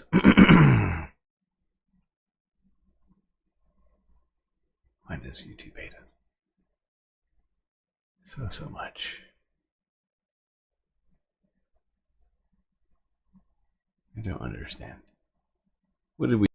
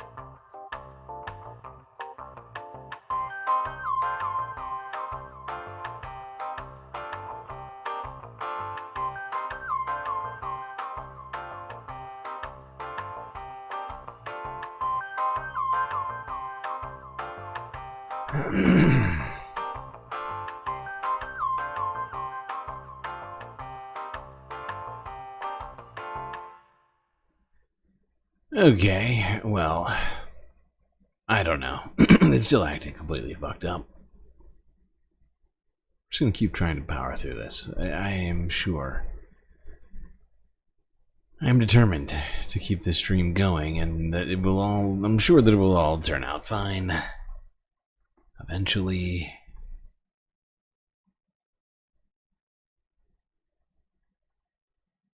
In honor of those who were disappeared. Thank you, Jules. Thank you for your generosity, your kind words.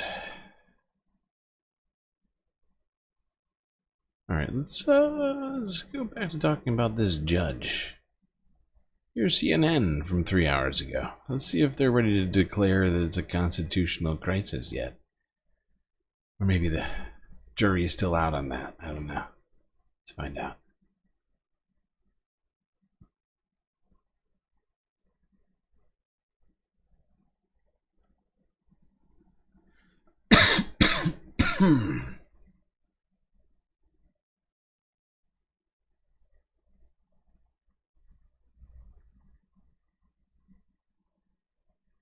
Today's dramatic escalation in the Trump administration's conflict with judges. A protest getting underway in Milwaukee, Wisconsin this hour after FBI agents arrested a county circuit judge this morning. The Justice Department accusing Judge Hannah Dugan of helping an undocumented immigrant avoid arrest after he appeared in her courtroom last week. This appears to be the first time the Trump administration has charged a sitting local official with obstructing immigration enforcement, at least that we know of. That's her picture up on the screen, Hannah Dugan, who is now in custody. You cannot obstruct a criminal case, and really, shame on her. Oh. That, of course, the Attorney Shame General, on her. Pam Bondi, on Yes. Fox News, touting the judge's arrest after the FBI director, Kash Patel, first broke the news in a post on the platform formerly known as Twitter. It was later deleted. Patel wrote this, quote, "We believe Judge Dugan intentionally misdirected federal agents away from the subject to be arrested in her courthouse, Eduardo Flores Ruiz, allowing the subject, an illegal alien, to evade arrest." Let's get straight to CNN's Whitney Wild. She is live outside the federal courthouse in Milwaukee. Whitney, what more are you learning about this arrest? These unsealed court documents give quite a bit of detail about what federal law enforcement thinks led up to this, what they felt was their obligation to eventually arrest this judge. They say this all stemmed from an incident that happened April 18th when Flores Ruiz was due in court in front of Judge Hannah Dugan. He was there to appear on battery charges. Through the course of the morning, Judge Dugan learned that federal agents were there to arrest him. There were about 6 federal agents there from multiple agencies, the FBI, DEA, and ICE among them. According to the complaint, when Judge Dugan learned that they were there to arrest Flores Ruiz, she became very upset. She actually pulled some of those agents aside and had a phone call with the chief judge in which the chief judge insisted that any arrests would have to take place in the public area of the courthouse. And this is crucial, Casey, because what they say happened next was that Judge Dugan went into her courtroom and as Flores Ruiz and his attorney were set to leave through the public door, the door that would have led to the hallway, she, according to the complaint, said, "Wait, come with me," and then ushered them through the jury door, which took them to a private area of the courthouse. That made it obviously much more difficult for these agents to arrest Flores Ruiz. They were able eventually through the course of the morning to arrest him, but what the FBI makes clear in that complaint is that they believe that was an obstruction. Wow, it's an obstruction of justice. Wow. Insane. Fucking insane. It's an obstruction of justice.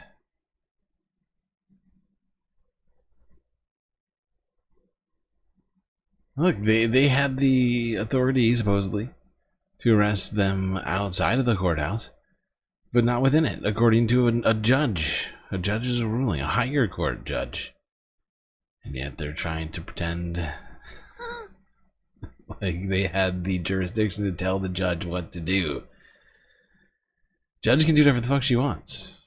It's not a crime for the judge to talk to a defendant. Just isn't.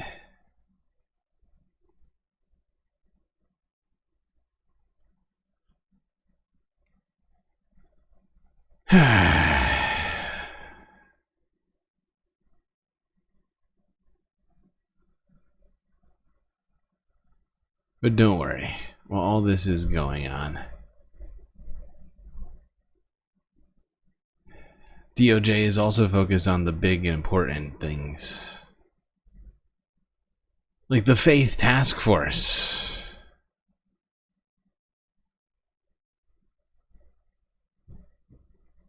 Haven't heard of the Faith Task Force? Lucky you. Prepare yourselves for this one. The Faith Task Force. Jesus ain't say that. You're right. Jesus didn't say that.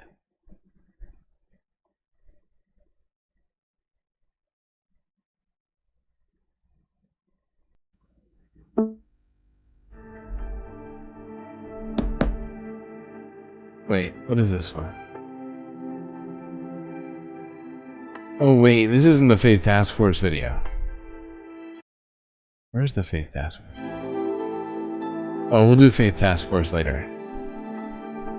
This is different. This one is actually amazing, and it should be fascinating to see what happens with this. Here, let's take this again. That's my bad. It's still lagging, isn't it? Still definitely lagging.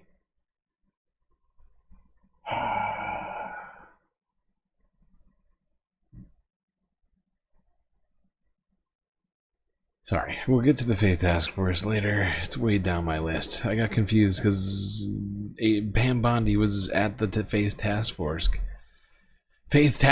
situation, but then there's also this situation, which is fascinating.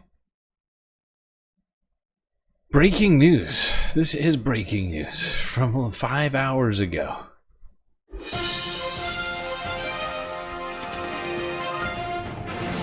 Trump DOJ backs down on international student visas. According to Forbes breaking news, 1,500 will be restored. Trump DOJ backs down on international visas.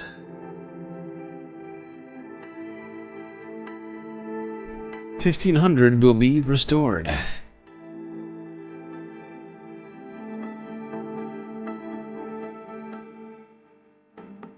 The Trump administration is reversing course on its termination of over 1,500 international student visas on Friday, according to multiple outlets, making the decision after being slammed with lawsuits that challenged it.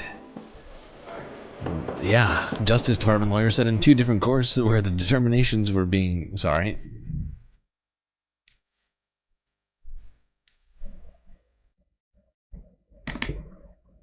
Oh yeah, that's not bad. Okay.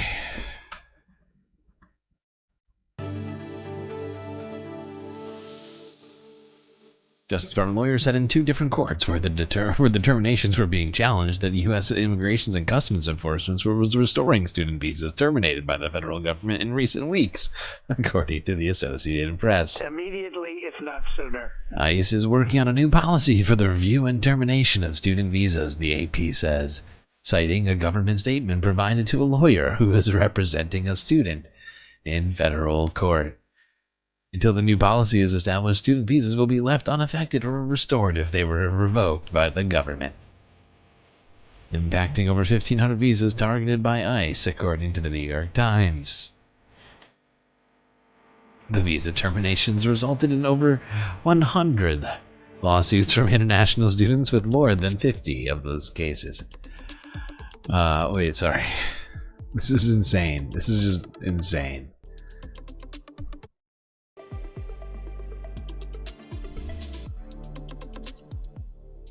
The Trump administration ordering temporary reversals of the cancellations, according to Politico.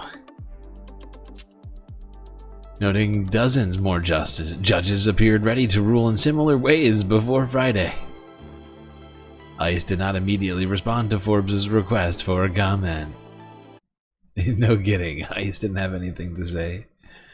Well, Tom Homan just got done telling us that they were gonna keep doing anything regardless of the courts. I'm not shocked to hear Tom Homan has nothing to say in response to it. Because this would seem to be the first genuine response. Whether or not this will happen in full or in part or at all, I don't know. I can't say one way or the other what's going to happen day to day with all of this. But I just find it fascinating. And it seems like a massive waste of resources. So much effort was put into this. Maybe they should have tried to do this the right way the first time. And they wouldn't have, you know, so much waste and fraud and abuse went on here. All of these people had their visas revoked. Many of them detained in facilities somewhere, assuming the government's paying for all of that, for the people that had to go out and pick them up on the streets. And now they were going to reverse all of it. Or at least 1,500 of those visas. I don't know what percentage that is of the visas that were revoked. I don't think it's all of them, honestly, but I think it's a large portion of them. This is a huge shift for them to. This seems like another, like the Trump administration is kind of breaking a little bit here. Perhaps realizing that the optics of trying to fight in court each and every one of them and losing each and every one of them over and over again is not good. And maybe someone saw a poll that they were losing the people on these immigration efforts.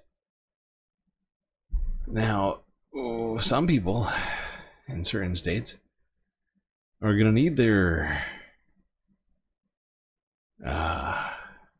documents to prove citizenship, not to ICE, but to vote.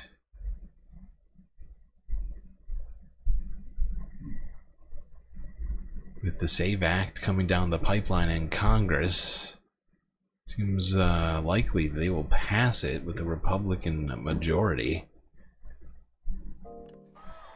From the campaign trail, I will secure our election. To a sweeping executive order. How simple does that sound? Proof of citizenship, voter ID, one day voting and paper ballots. President Trump plans to reshape federal elections with a voter ID requirement. Voters in Wisconsin passed a Republican-led effort to enshrine voter ID in the state's constitution, too. And in Congress, GOP reps, along with 4 Democrats, passed the SAVE Act, which would require proof of citizenship to vote in federal elections. A movement fueled in part by Donald Trump's 2020 election loss and the false claim that American elections have been tainted by widespread fraud. But in Kansas, voters are experiencing deja vu and warning the rest of the country of what could come. The state tried a proof of citizenship law over a decade ago, and for some, it was a fiasco. Nobody at the time had asked me for any additional proof. Tad Stricker is a U.S. citizen. In 2014, he moved to Kansas for work, prepared to start a family, and quickly registered to vote. They just said, "Do you want to register to vote?" And I said, absolutely. Months later on Election Day, he waited in line only to find out he wasn't registered and could only cast a provisional ballot. So you didn't get any phone calls, no letter in the mail saying, hey, this is what's going on, you are not on the rolls? No, there was absolutely no communication. Stricker was purged from the Kansas voter rolls, and his ballot never counted. Illegal. After a 2011 state law that mandated proof of citizenship for anyone registering to vote, meaning voters had to present documents like a passport or birth certificate. It was humiliating. It was almost like I was being treated that I did something wrong, and I had no idea what was going on at the time. The ACLU represented Stricker and other residents going up against Chris Kobach, then the Secretary of State, now a Trump ally. He was a household name as an architect of election security measures and the push to keep undocumented immigrants from voting.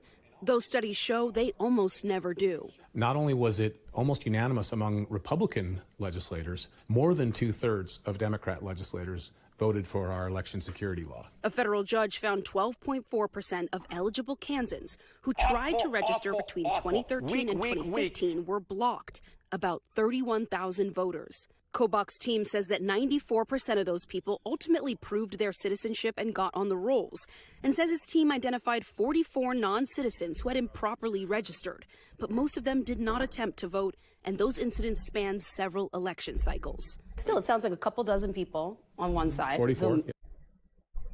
Anybody who had that, who didn't get to, it is insane that this guy can shrug off people having their constitutional rights taken away. It's like, yeah, you know, 44 people. It's like any one of those should be a complete failure of the system. Every single person should be able to vote who wants to vote, that is a citizen of this country. And, you know, something like, you know, some sort of red herring, like non-citizens voting should not be keeping citizens from voting. It is insane that this is the guy we're going to on all of this. But beyond any of the actual, like, any of this stuff they're talking about, these instances from the last time that they did it with this guy, let's just step back and ask ourselves, is the Trump administration capable of doing any of this without causing people problems? Without accidentally or intentionally purging people from the voter rolls that shouldn't have been purged? Should we have any faith in that? Considering, I mean, already today we've talked about how Donald Trump's administration doesn't even know who to send these emails to. Multiple U.S. citizens receiving emails telling them to get out of the country.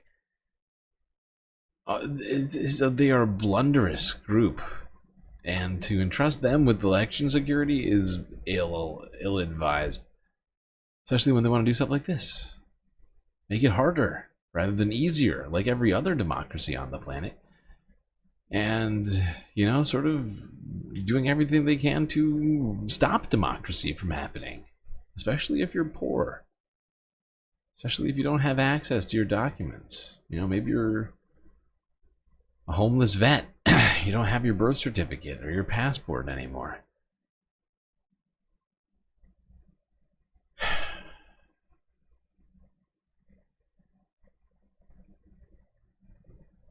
Yeah, 44 people, several thousand, maybe tens of thousands of people, who at minimum election cycles. Still, it sounds like a couple dozen people on one side. 44, yeah. 44 people, several thousand, maybe tens of thousands of people, who at minimum had to go through further hurdles in order to exercise their right to vote. Tens of thousands of people or who were had to go potentially unable to participate in an election. No, tens of thousands of people whose registration. This is intentionally just making voting harder. Just remember that, okay? Canada's elections, people get sent voting cards to their addresses for free, rather than having to go out and do the work themselves to vote. Canada makes it easier for their people to vote. Similar things for most EU countries. Is it your view, though, that it's okay to lose a certain number of legitimate voters in a cycle? That is what he said. If it means you've That's made exactly sure what he's saying. that absolutely no non-citizens even had the chance to attempt to vote. I think it's incorrect to say that you've lost the opportunity for the U.S. citizens to vote. There are always requirements. No, that's exactly appropriate. That's exactly what just happened. We were just presented with evidence that multiple people weren't allowed to vote who should have, and more people had to go out of their way in a supposed modern democracy to prove their citizenship, because the government wanted to make it harder for them to do that. All right, we're gonna take a quick break. Few space messages here. We'll be right back with the galactic content after this intermission. Hope everybody's week was okay. Mine was really tough, and having to have paid multiple hundreds of dollars to file my taxes, since there was no free option for me to do so this year. And a number of other things. We're in a tight financial situation right now as the end of the month comes to a close. So do consider contributing to the Galactic News Network. One of the many ways I'm about to mention to you right now.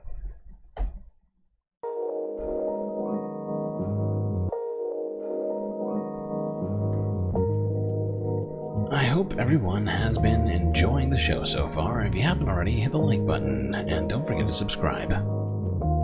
While you're at it, do consider contributing to the Galactic News Network, as we are completely funded by viewers such as yourself. So many great ways, of course, for you to do just that. YouTube, super chats, super stickers, memberships. Twitch with the bits, the subs, and the on-screen celebrations. We got Cash App and PayPal if you prefer all of your money go directly to funding this stream rather than funding the next Blue Origin spaceflight for Jeffy Bezos. And of course, the best way to get the most space benefits for your earned dollars is to go onto Patreon and become a Galactic patron. Only $3 a month will get you access to a myriad of galactic benefits unseen by the rest of the Milky Way galaxy. Just go on to the website to find out. The link is in the chat and in my bio on YouTube and Twitch. Get an avatar on the stream, and shout-outs, and much, much more. So just go over there and find out which level of galactic patronage suits you. By the way, to anybody who has recently become a patron, remember to respond to the Galactic Questionnaire so that I can add your avatar, add your name to the shout-out sheet. Otherwise, your galactic benefits are going unused. Which is truly just a horrifying situation when you think about it. Unused galactic benefits. It shouldn't even be a thing, but it is. Anyway, chat, enjoy this short break. Grab yourself a drink, maybe a snack, maybe contribute to the Galactic News Network, and I will be right back.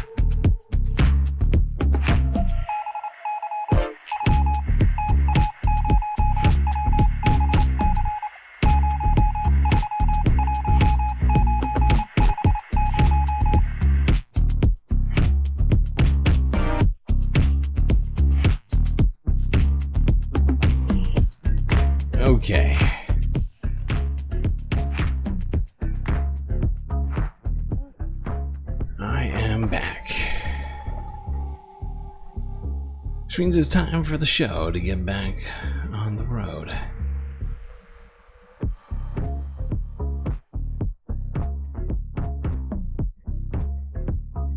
We're just lagging all over the place today, aren't we? Jesus Christ, why are the break screens lagging? They're usually very reliable. Hold on, let me try something. I'm gonna be right back.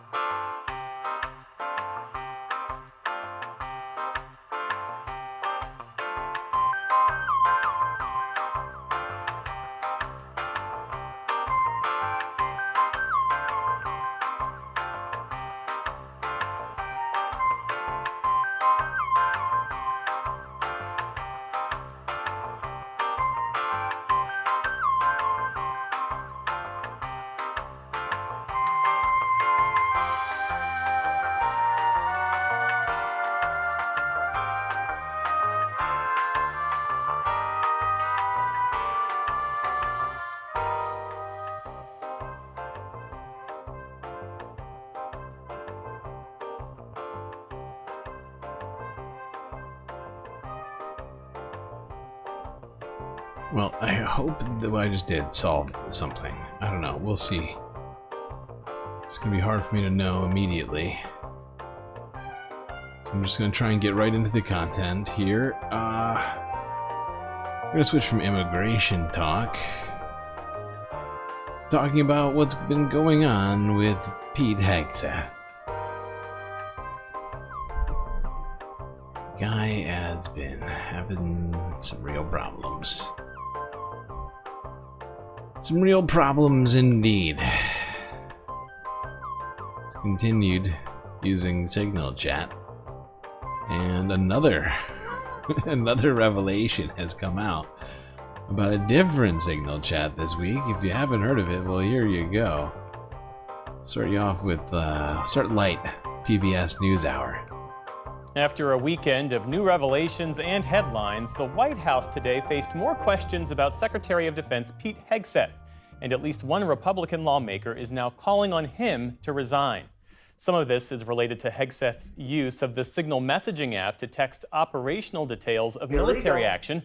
But our Lisa Desjardins joins us now to report that is not the only issue here. So Lisa, that sets us up well. Take us through what has transpired in recent days. A lot to say, so I want to be very clear. Let's start with last Friday. Now, on that day, that is when 4 top Pentagon staffers in Hegseth's inner circle were suddenly out. That includes the top staffer, his chief of staff there, who resigned from that job, as Politico reported. By the way, and 3 others who were just earlier, below that chief of we talked about this particular situation where these guys were fired for having potentially been involved in leaking about the Elon China war plan meeting. It was supposed to happen at the Pentagon, which supposedly got canceled after it got leaked to the press. And these 4 were apparently the closest. I mean, they were described earlier after being fired. I can't remember who described them this way, but some news organization described them as being part of the Pete Hegseth inner circle. Like, these dudes they were invited on the weekend to Vegas, you know? Metaphorically speaking, if you will. You know, these dudes are, if they're going to film a Department of Defense hangover type film, these guys plus Pete Hegseth, that's going to be your main cadre of dudes. What a creepy group of individuals. level. Don't be creepy. All have known him a long time, all accused in the media of leaking and were fired. Next, Sunday, the New York Times reported, and PBS has confirmed, that Hegseth used a second signal chat in which he messaged sensitive information about that Yemen attack. And per our source, he included in that chat his wife. That's obviously a major breach of security and secrecy protocols. Then also yesterday, Hegseth's former top communications person, his chief spokesperson, John Elliott, wrote an op-ed in Politico saying he needed to go. Now, if you read that op-ed... All of Pete's buddies are coming out against him. Phrasing? Sounds wrong. That sounds wrong. Daredevil, thank you for gifting Galactic memberships in chat. I'm seeing 1 and 2 Galactic memberships. Who got them? Will in Detroit. Very nice. I know Will in Detroit will appreciate that. I'm sure Natalie Marie will as well. Thank you so much, Dur. Very appreciated. By the way, just want to remind everybody to join the Discord. If you're cool, only if you're cool. Otherwise, we don't want you. But yeah, go to the Discord. A bunch of secret galactic stuff happens in there. And there's an even more secret aspect to the Discord. There's a secret patron channel inside of the greater galactic server, where there's plenty of other sweet galactic stuff for you to get into, even if you're not a patron, is what I'm saying. So get in there regardless of your patron status, but definitely get in if you're a patron. Also, new patrons, definitely remember, because we've had a couple of changes in the patrons recently, but if you're new, make sure to give me your deets. I always send a mini questionnaire as to what you'd like your avatar and shout out name to be used. Otherwise, those 2 benefits will go unused, which will make me sad. It'll make the whole galaxy sad, honestly. Shit, Daredevil with another gifted galactic membership. This time to Autumn Leaves. Look at that. That's beautiful. That is gorgeous.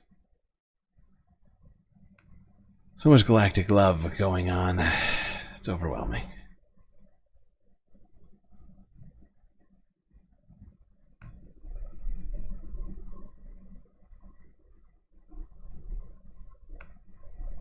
Okay, let's get deeper into the weeds on this old Pete situation. Let's go to CNN. Hegseth aide, quote unquote, full-blown meltdown at the Pentagon.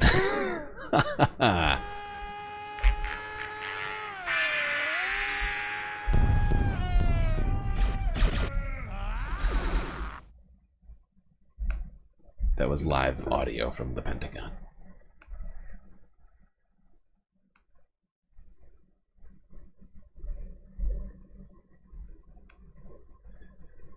Today, we are learning some new details following reports of Defense Secretary Pete Hegseth sharing some detailed military plans in a second Signal group chat that included his wife, a lawyer, and his brother. Multiple sources telling CNN Hegseth revealed strike plans against Houthi targets in Yemen, similar to what was shared in that other group chat, which came to light after the editor of The Atlantic was mistakenly added to it. We've also learned that Hegseth directly addressed the matter with President Trump during a phone call last night. Earlier today, the president defended Hegseth.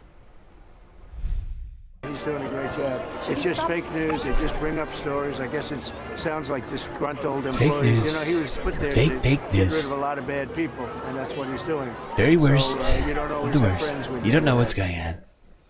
The revelation of a second Signal chat emerging as some of Hegseth's closest advisors, several of whom were fired last week, are warning that the Pentagon has become dysfunctional under Hegseth's leadership.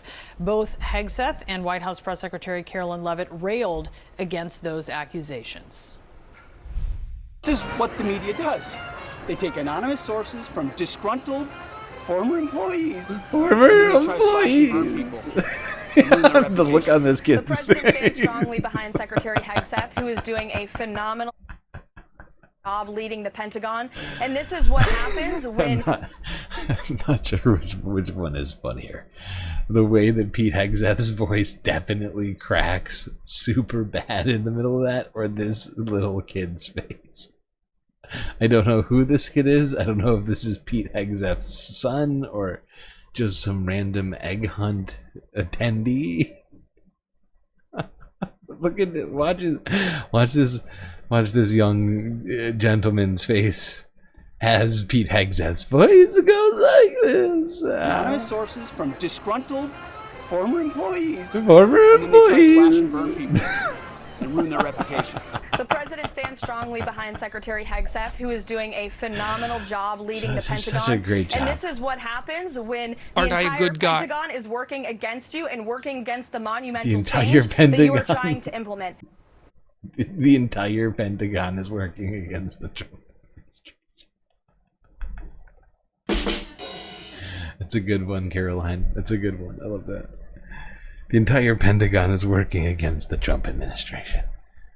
Even the people that we put there. Why? Et tu, Pentagon.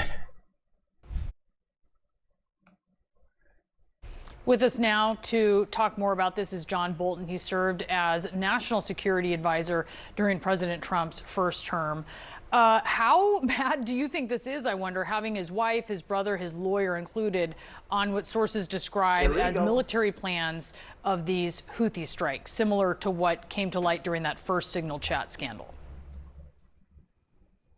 Well, I think after people got over the disbelief at the first Signal chat group, it's no surprise there are others.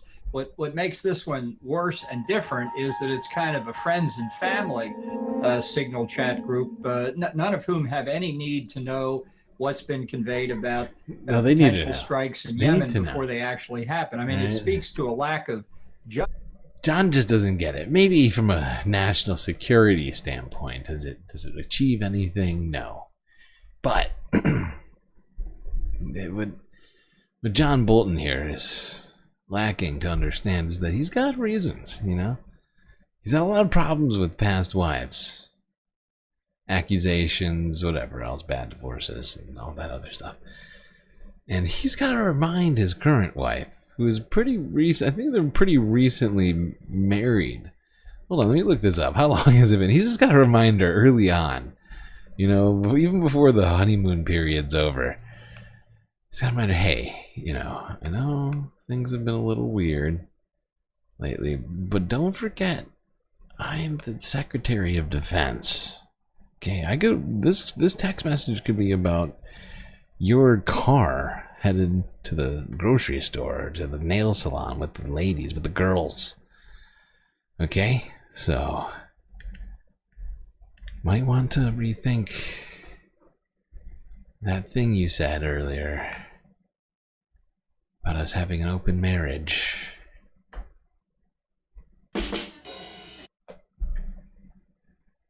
When did they get married? I guess it's not that recent. It was like 5 years ago. It's 2019, and okay. So she's been around for half a decade, and maybe actually less than the honeymoon period. This one might be sort of a mid-game situation for old Pete. He's probably like, you know, I got to remind her. We're almost at 7 years.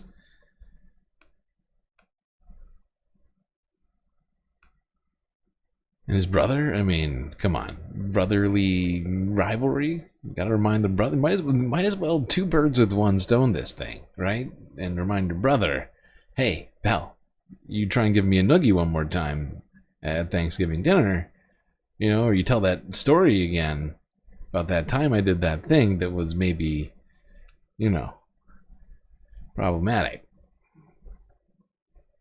Well, I could order a drone strike on you, just like I did to Yemen.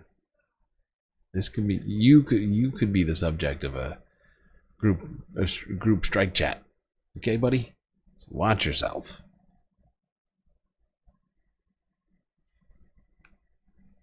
And the lawyer, I don't know. You got to assume he probably owes that lawyer a lot of money. I'm just speculating wildly, with no basis in any of these musings of mine. They are funny to me, though. They all are kind of funny. Not gonna lie. Not gonna do it. Wouldn't be prudent at this juncture. I do think it's funny. All right. There's just so many reasons it could be, honestly. I could sit here and play this game all night with you. We can't. We have too much content. Even France was making fun of us. And Pete Hegseth. Here's France 24 from Wednesday. Pete Hegseth is back in the spotlight again. According to information from the New York Times and CNN, the US Secretary of Defense shared confidential information about a military strike in Yemen against Houthi rebels in a signal messaging group. It was made up of around 10 people, including members of his family. Questioned at the White House Easter celebrations, he sidestepped the issue and blamed the media and former officials who were recently fired. This is what the media does. They take anonymous sources from disgruntled former employees, and then they try to slash and burn people and ruin their reputations. Not going to work with me, because we're changing the Defense Department, putting the Pentagon back in the hands of warfighters, and anonymous smears from disgruntled former employees on old These news poor children. doesn't matter. These poor President children. Donald Trump is standing by. These poor children being subjected to Pete Hegseth trying to do damage control. Why are there so many yellers in the Trump administration? Anybody else notice that? Does anybody else here watch enough of it, of this crap, to notice how many of these Trump White House people, appointees, are all just yellers?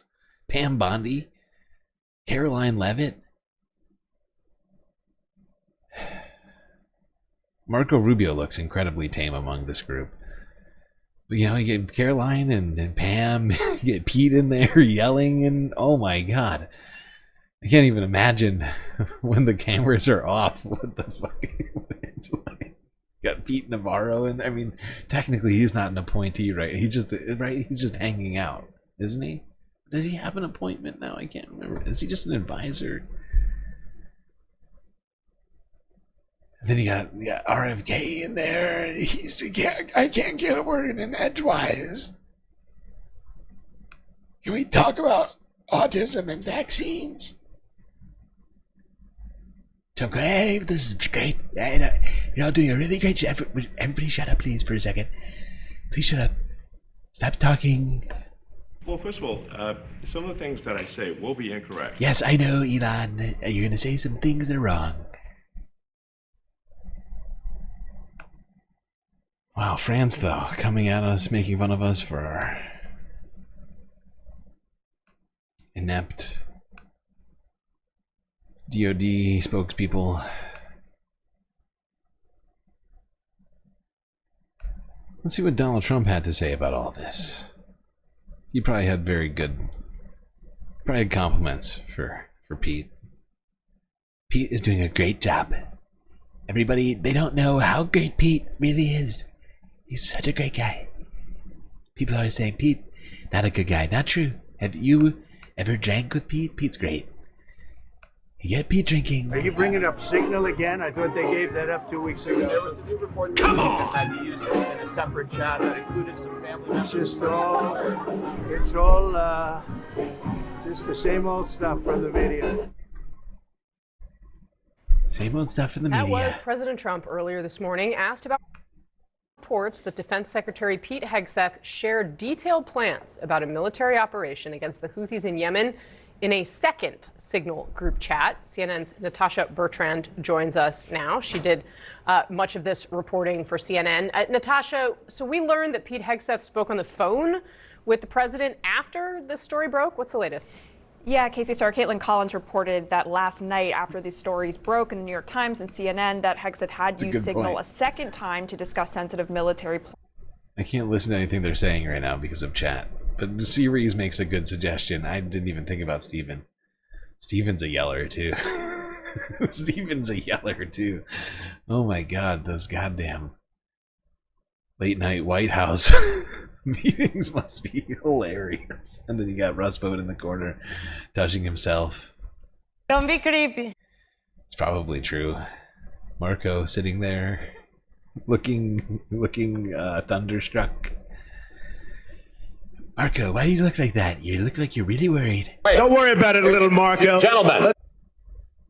Against the Houthis, Donald Trump and Hegseth did speak by phone. It's not clear exactly how that conversation went at this point, but it did apparently touch upon these stories, as well as, of course, the firings of 3 top officials at the Pentagon just last week, and kind of all of the drama that has ensued from that. But Trump, he is standing by Hegseth, at least publicly at this point. He said that he believes Hegseth is doing a great job. Quote, everybody's happy with him. And he said it's fake news. Also attributing a lot of the stories to disgruntled former employees, something that Hegseth is saying as well as a reason why all of this is coming out right now. Transparent Department of Defense. This is what the media does. I said we would bring radical transparency to all government agencies. Pete is my guy. Great man, that Pete. He used to say really good things about me on Fox News, and I was like, you know what? This is our guy. I don't care that he was never in any sort of managerial role in a successful environment, militarily or otherwise. Former merit is not proof of future merit or lack thereof.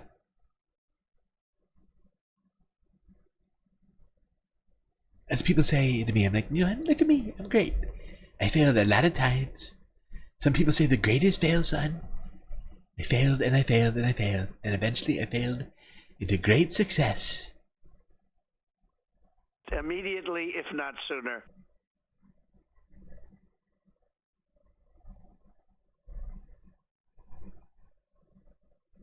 No dysfunction at all, actually. People think he's doing a great job. No more questions about Pete. What? Further questions? That's rude. That's very rude. How rude. It's incredibly rude you would ask more questions about Pete, who's a great guy.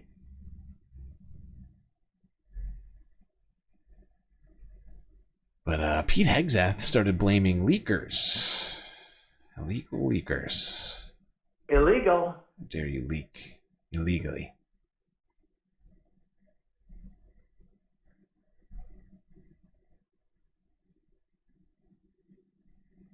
We're not talking about people who struggle with bladder problems. We're talking about people who say things that Pete said don't say that. Defense Secretary Pete Hegseth is coming under fire again for reportedly revealing sensitive military information on yet another group chat, this time involving members of his own family. Sources tell CBS News Hegseth shared details of last month's U.S. attack on Yemen. Hegseth is firing back, though, blaming leaks in the Pentagon. Here's what he said earlier today on Fox News. The people that he put in. When you dismiss people who you believe are leaking classified information, and again, the investigation is ongoing and that will take time, and when the evidence is produced, it will go to DOJ, why would it surprise anybody, Brian, if those very same people keep leaking to the very same reporters whatever information they think they can have to try to sabotage the agenda of the president or the secretary? So, leaker, always a leaker, often a leaker. And so we looked for leakers because we take it very seriously. And we will do the investigation. Do you think and if those people, Pete was like... And so we looked for leakers because we take it He's very definitely seriously. the guy. And we will do the investigation. Right. And if those people are exonerated, fantastic. Now, like we were saying before, these 4 guys that we were talking about earlier who worked at the Pentagon, who were put there by Pete Hegseth, they were in his inner circle. They were close confidants, close confidants of Pete. One thing I keep thinking of is how unbearable it must have been to be Pete's friend before this, and then suddenly he's your boss. And I feel like he's the kind of guy, right? Like at the parties, who's definitely pulling pranks, right? There's no way Pete Hegseth hasn't drawn at least 2 dozen penises on the foreheads of men, and perhaps women. I don't know, but he seems like that guy, right? And I just, in my mind, I can just imagine me like, you know what, Pete, here's a fun prank. What do you? Because these guys are supposed to be close with Pete. They're supposed to be his top guys. Come on! Pete's top guys.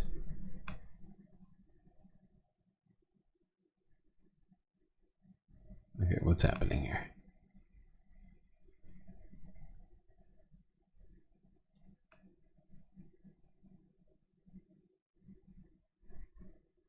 What are we doing?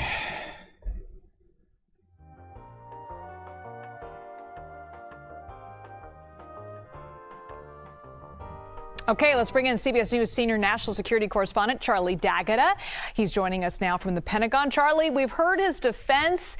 Yesterday, he was blaming the media. Today, it's the leakers. Is this controversy likely to go away for Hegseth?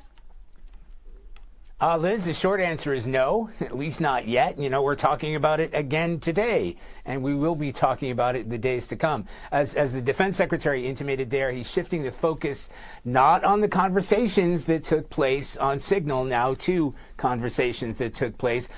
Certainly no denial, but putting blame on those alleged leakers. And there are growing calls, and we've heard them, certainly within the Democratic Party, that he should resign or be fired with this latest development that broke over the weekend, that he shared at least what most would consider sensitive, if not classified information with his wife, his brother, and his lawyer, and the criticism that those individuals would not have had security clearance about an ongoing military operation against the Houthis.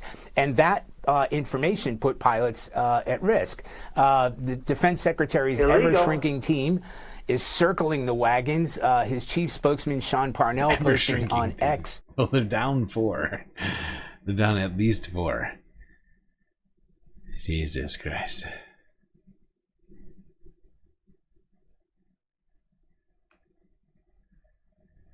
Wow. Pete having a really tough time over here. Blaming leakers. And at first it was the media, then it's the leakers.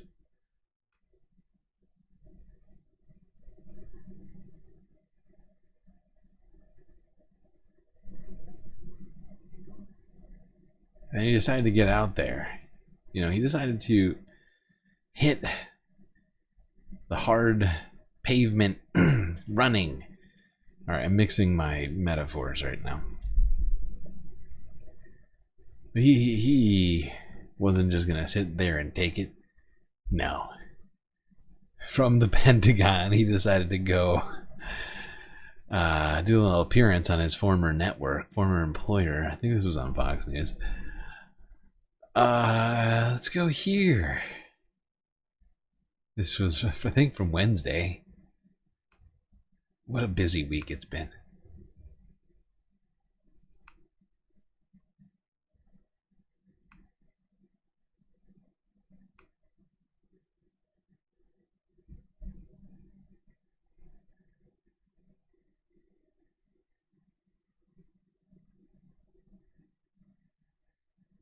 Pete Hegseth went on Fox and Friends this morning to try to defend himself, and here he is talking about how he refuses to meet with a specific kind of crowd. He's more into the chugging crowd. You'll see what I'm referring to in a second.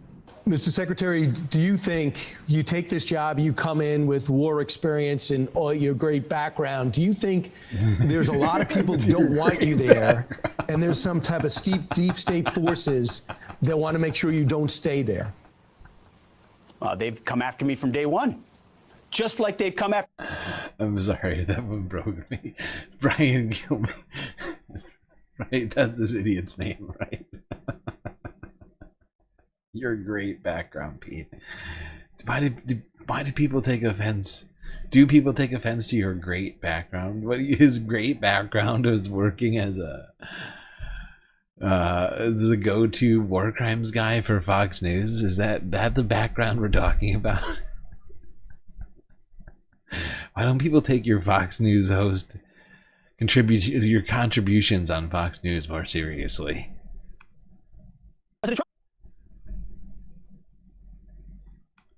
Pause it for 1 second. I just want to be clear. They came after Pete Hegseth from really day negative like 40 or 50. Like the moment that the idea that this weekend Fox News host, whose only executive experience in running anything were two organizations that were incredibly small. And in at least one of them, he created a budget deficit twice as large as the budget itself in the course of a year. Honestly, and had to be basically removed from both positions. He sounds amid both a sense that he didn't know how to manage these things. Kind of sound that with that in mind. You know, I hadn't considered this up until hearing Sam say it, but that might actually be more of a qualification than anything else. The DOD is always doing budget, you know, deficit spending over there. You know, gotta pay for those bombs to do that genocide in the Middle East, whatever year it might be. Or, you know, yeah. Huh. Obviously that should be a disqualification, but doesn't stop our government from doing that. You know, all the deficit spending that the Republicans complain about, that creates the deficit that they're always complaining about, is a literal result of that fact, of that, what do you call it? That sort of operating,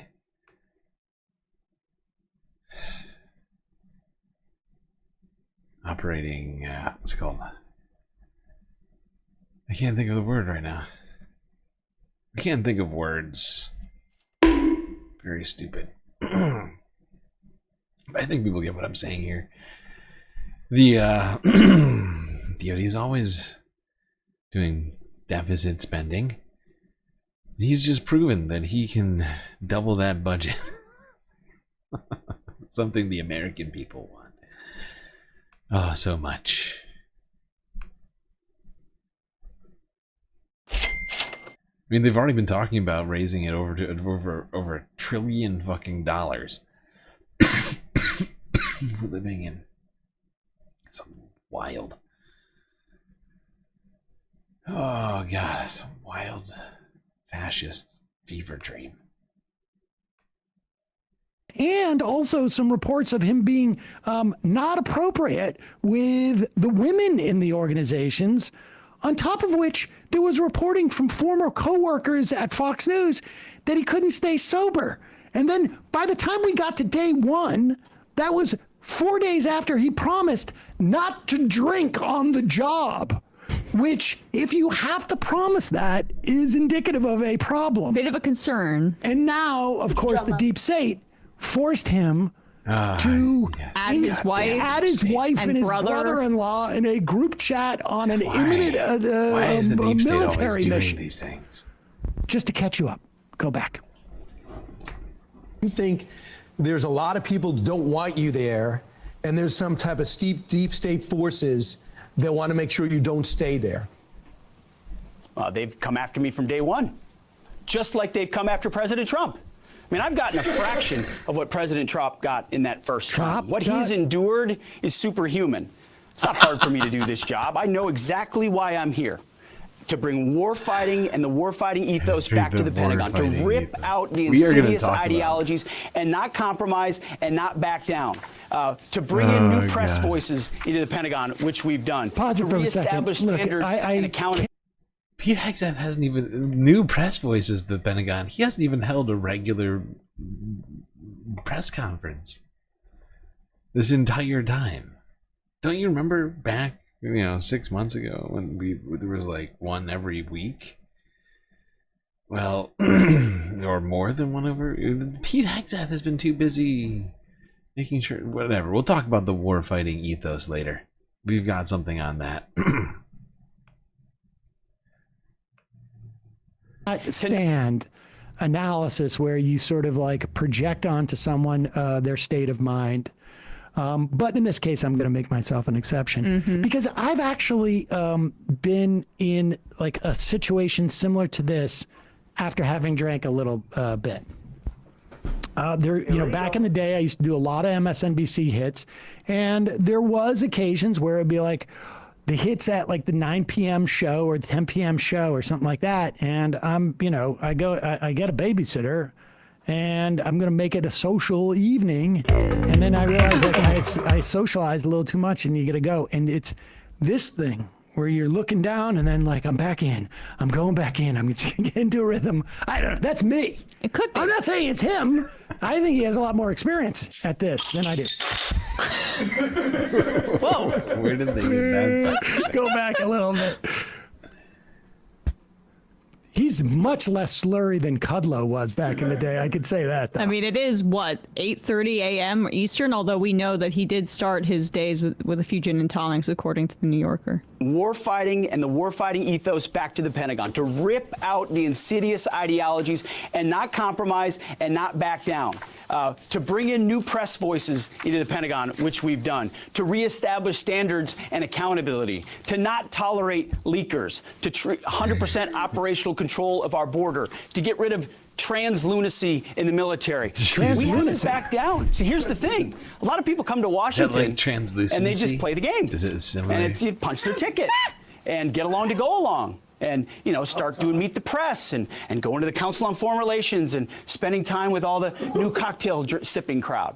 That's not why I'm here. I'm here because President Trump. I'm here to chug cocktails. Exactly. Those weak-ass liberals in D.C. Sip a cocktail. These elitist I guess I'll tell you something right now. I'm not coastal liberals sipping their cocktails.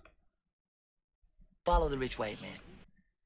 If you're a true warfighter, you chug cocktails.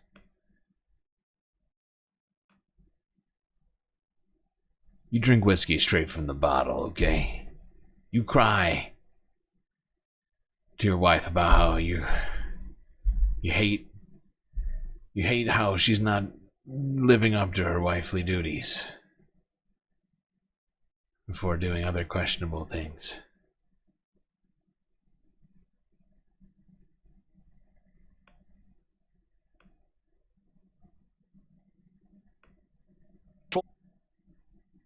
Of our border, to get rid of trans lunacy in the military. We haven't backed down. See, here's the thing. Here's the thing. Come to Washington and they just play the game. And it's you punch their ticket and get along to go along. And, you know, start doing Meet the Press and going to the Council on Foreign Relations and spending time with all the new cocktail sipping crowd. That's not why I'm here. I'm here because President Trump asked me to bring warfighting back to the Pentagon every single day. That is our focus. And if people don't like it, they can come after me. No worries. I'm standing right here. The warfighters are behind us. Our enemies know they're on notice. Our allies know we're behind them. And that, in this dangerous world, for the American people, is what it's all about. I've been on 2 bases over the last 2 months. And Paz, I just want to make it clear. I will give every... Is it just me, or does it seem like Pete Hegseth is challenging America to a fight? He's like, I am standing right. If you have a problem, you can bring it to the Pentagon. In this dangerous world, for the American people, is what it's all about. I've been on 2 bases over the last 2 months. And Paz, I just want to make it clear. I will give everyone our war plans. I'm not doing this cocktail sipping type of like, oh, just the war plans for the people who need them. I'm not afraid. He was going to say cocktail drinking and changed it to cocktail sipping. I don't know what that is. He's got cocktail on the brain. Well, he's drank a few cocktails, but he's cocktail sipping and he's never sipped a cocktail. Drinking that's a feminine adjective or verb. Sipping? Illegal. And men are not allowed to sip things in Trump's America. Okay.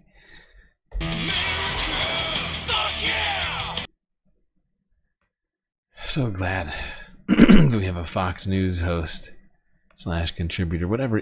Was he ever actually a host? Did he ever have his own show? I don't think he was. His Fox News career wasn't even illustrious enough to call him a host. Technically, I think he was just a sometimes contributor when they needed somebody to come in and tell us why war crimes are actually good. Why we should actually celebrate war criminals rather than prosecute them.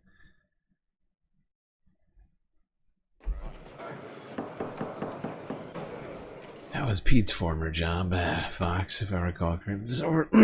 Or did he? Someone tell me in chat. Maybe he was. Maybe I'm wrong.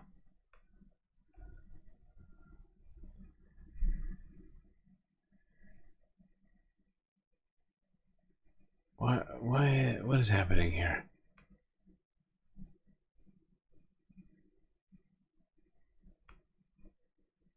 My internet's doing some weird shit tonight. Very weird shit. Aw, snap.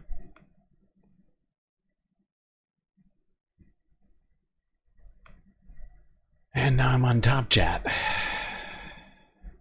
Help! Help! I'm being repressed! That's not cool. I'm not cool with that at all.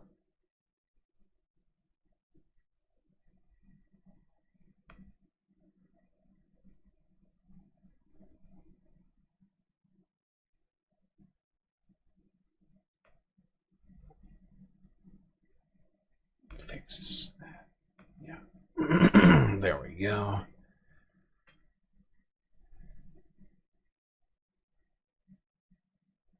All right. Now let's. I feel like I've probably said a lot of things that are illegal. Illegal? I probably will. And by illegal, I mean something that the Trump administration disagrees with or takes offense to. And so I need to be told what's what by the head of the Ministry of Truth, Caroline Leavitt.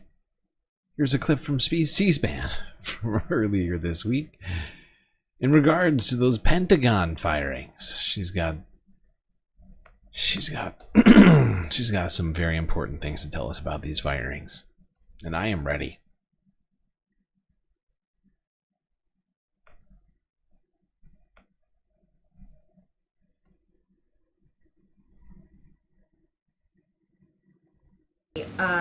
You said on Fox News that the entire Pentagon is working against Secretary Hegseth, but the people who were fired were Hegseth's own guys. So how do you square that, and what do you say to concerns that that's bad management? They were Pentagon employees who leaked against their boss to news agencies in this room. And it's been clear since day one from this administration that we are not going to tolerate individuals who leak to the mainstream media, particularly when it comes to sensitive information. And the Secretary of Defense is doing a tremendous job. And he is bringing monumental change to the Pentagon. Wow. And there's a lot of people in this city who reject monumental change. And I think, frankly, that's why we've seen a smear campaign against the Secretary of Defense since the moment that President Trump announced his nomination before the United States Senate.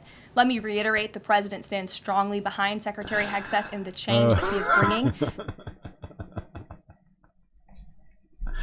I don't think you can call it a smear campaign when you're the one smearing yourself. I mean, they literally gave the information themselves to Jeffrey Goldberg or whatever his name is over at The Atlantic, and it's a smear campaign. Okay, now I get it. Thank you, Carolina. See, I would not have thought that, and now I get it. People are just we're all interpreting it incorrectly. It's not the Trump administration blundering. It's the leakers doing a smear campaign. Well, they're leaking and it's a smear campaign. It's confusing, actually. Because if they're leaking, by definition, leakers are telling things that are true, generally speaking. At least the way I understand it to be. It's leakers are they're whistleblowers, right? The same thing, right? They've seen illegal activity. They've brought it to the attention of the American people. Whereas, what was it? So, smear campaign, smear artists would just be making up random, non-true shit. Tabloid type, journalism, tabloid journalism, right? Not actual journalism, but, just making untrue allegations. It's technically illegal. Unless you're a comedian or something like that. Even then, it can be a gray area, technically.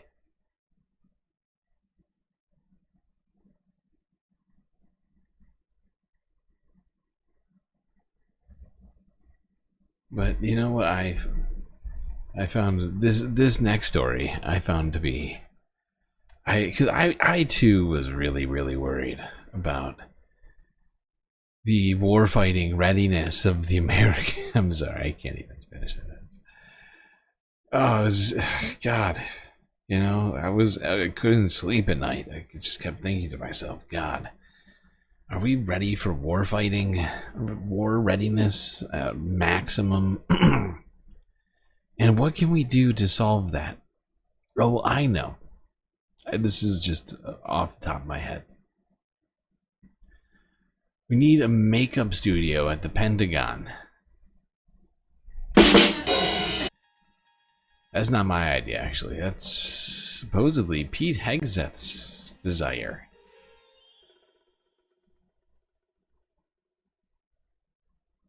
CBS News from 2 days ago.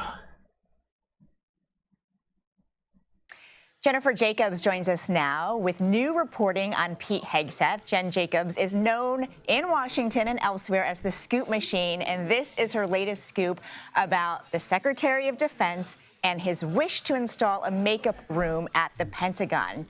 Jennifer, tell us all about it. Well, the Secretary of Defense, Pentagon, not Pete as Hegseth, posh is a as the TV guy. Used to work at News Fox News, was a co-host of his own show, and he's been doing appearances on Fox News from the briefing room at the Pentagon. Now, there's a green room adjacent. I love this story. This is so up Pete's alley. It's wild. But Pete getting his makeup done, this is part of the war readiness process. People just don't get it, okay? You can already hear the criticisms. What the fuck is this about? How is this helpful to the military? And is this efficient? Is this what competence looks like? I'd stop asking those questions. No more. We're not taking questions right now. Thanks, Jeff, for the question. News from the briefing room at the Pentagon. Now, there's a green room adjacent to the press briefing room that used to have a table in the middle with some chairs around it where officials would study their notes before they would go out and brief reporters. So what Secretary Hegseth did was he asked for it to be modified into more of a makeup studio. So they took out the table and chairs, and they put in a mirror, and they put in a long countertop for makeup, and they put in a director's chair. So there was just a small number of changes made. Initially, the plan was for it to be about $40,000 or actually higher in renovations. Or higher? Now, in this Higher than period of cost cutting and the era of DOGE austerity, that was changed. Yeah, this is what the American people paid for, voted for a $40,000 plus makeup room for Pete Hegseth to do. They already had one of these at Fox News studios. Why? He could have just kept working at Fox News. Oh, and he would have been just as effective, and we wouldn't have had to buy him a makeup room, makeup studio. My God. How much of a narcissist do you have to be to order this as the Secretary of Defense? Something much more simple. And actually, Pentagon officials told my colleague, Ellie Watson, and I that they were able to recycle items from other parts of the military, other parts of the Pentagon, to move them in there to lower the costs of doing these renovations for this makeup studio. So to be clear, the studio exists. It's just a lot cheaper than what Hegseth wanted. Initially, he was talking about a more elaborate one. It's this one that, as it turned out, it's much more simple. And you know, his boss Wow. is a TV guy. Pete Hegseth turned down for the makeup studio. Oh, it's sad.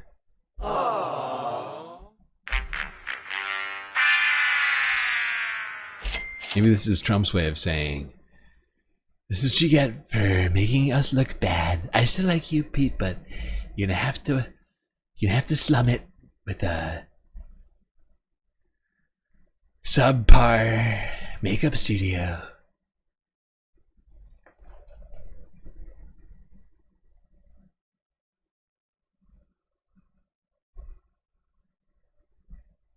Let's see what J.D. Vance had to say about Pete Hegseth's performance at the Department of Defense. The vice president has been very busy. Been a very busy boy. Let's see what he had to say about Pete's recent signaling. Is that what you call message on Signal?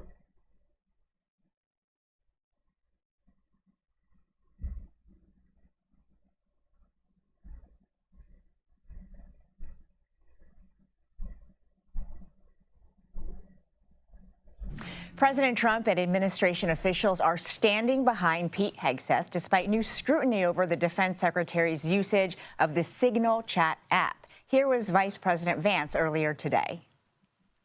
Look, I have 100% confidence in the secretary. I know the president does, and really the entire team does.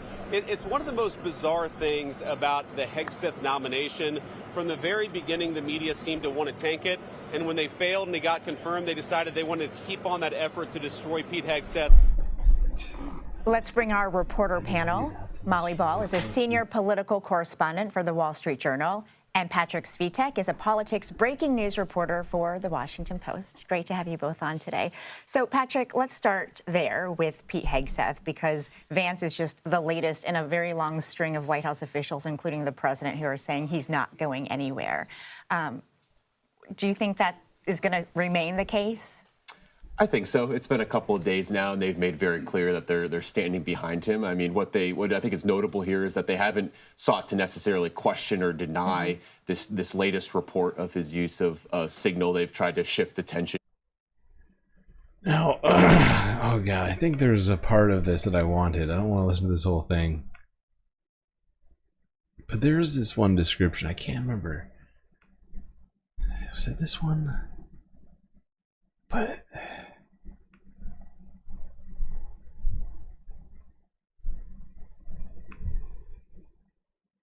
Secretary oh no, or was it during the John played Paul a role in sort of scaling back what the president has been saying about firing the Federal Reserve Chair Jerome Powell. Can you tell us about that? That's right, and it's funny that you bring up Gary Cohn, because for those who remember the first Trump administration, it is a very similar dynamic where you have people like Peter Navarro on one side really encouraging Trump's longstanding instincts. Ma'am, I need you to stop talking. Thank you. Now, someone described, and I can't remember which video it was, we might run into it here. I'm struggling to remember this particular detail, but someone who was being interviewed about all of this, I think it might have actually been on CNN, described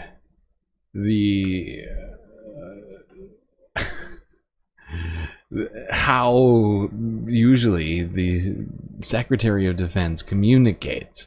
And there's apparently a guy who gets paid, who works at the Secretary, works at the Department of Defense, who works for the Secretary of Defense. His one job is to carry around a backpack full of all of the communication devices, all the fancy communication devices that the government paid for, your tax dollars paid for. Well, maybe your tax dollars, depending on whether or not you're from the United States, but which U.S. taxpayer dollars paid for. This backpack, which is full of every single device available to the government, to the Secretary of Defense, to have classified discussions of classified information. You know, like, just imagine every sort of top secret phone, the number, you know, impossible to find, completely encrypted, goes directly to the president, like one phone for that, another one to get a hold of the vice president, another one to get a hold of whatever, the chiefs of command, like just go down the list, right? And there's a separate line for each and every one of them. Is all just filled up in this massive bag that somebody's getting paid to carry around for Pete Hegseth, and instead of using that completely available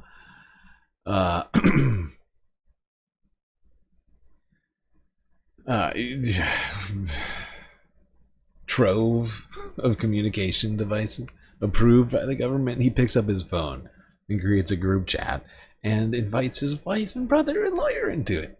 It's not, it's not accidental. They're doing this on purpose. They're, for whatever reason, maybe multiple reasons, they are doing this on Signal. One would think it definitely has something to do with the fact that Signal is constantly purging messages from the app and from its servers, making it hard to track down what you're doing unless, you invite a journalist into the chat or whatever else these guys have been getting up to. Let's talk about that wife of Pete's who's getting put into these group chats. What's her name again?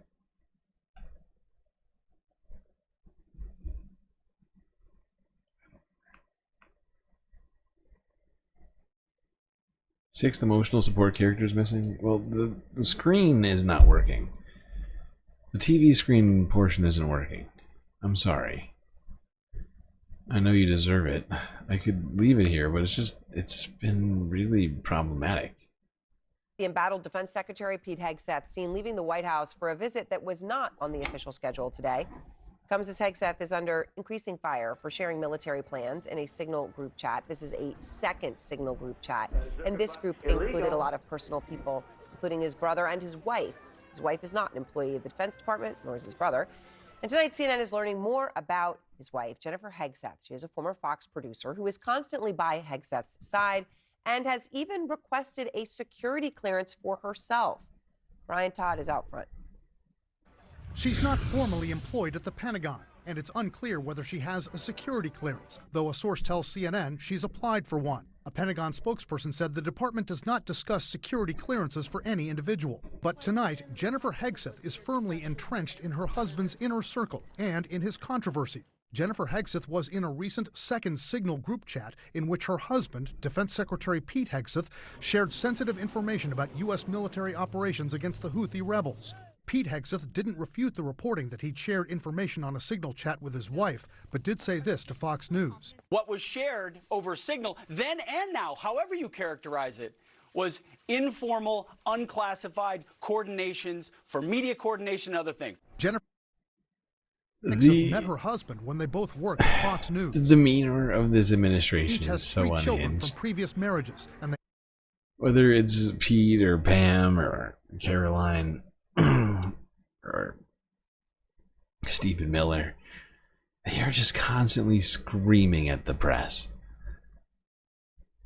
Even if it's, maybe not the time to be screaming. They are just constantly yelling. And it just shows the sort of mental health, the sort of vibes. The vibes of this administration are just so unhinged.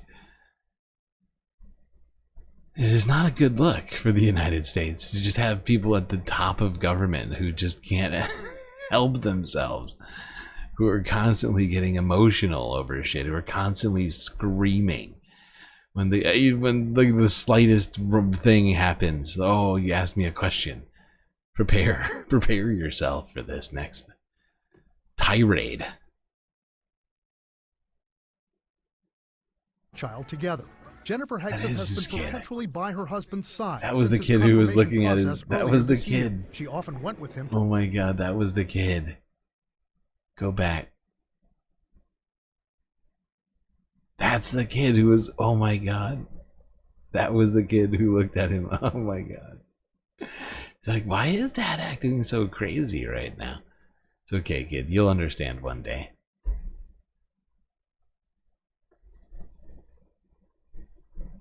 Three children from previous marriages, and they have one child together. Jennifer Hegseth has been perpetually by her husband's side since his confirmation process earlier this year. She often went with him to his meetings with senators on Capitol Hill. And a Senate aide tells CNN there was particular frustration among female senators that Jennifer Hegseth was there because they were looking to ask Pete Hegseth about allegations against him of sexual assault, which he has denied. Wow. Jennifer Hegseth's presence at those meetings, quote, totally changed the dynamic of the conversations about the assault allegations, the aide said. Really put a damper on those senators' ability to actually ask the most sensitive questions and to get a real flavor for what he was all about, whether he was being truthful or whether he was, trying to hide something. But Jennifer came to the rescue to help run cover for her husband. Wow, what a courageous woman.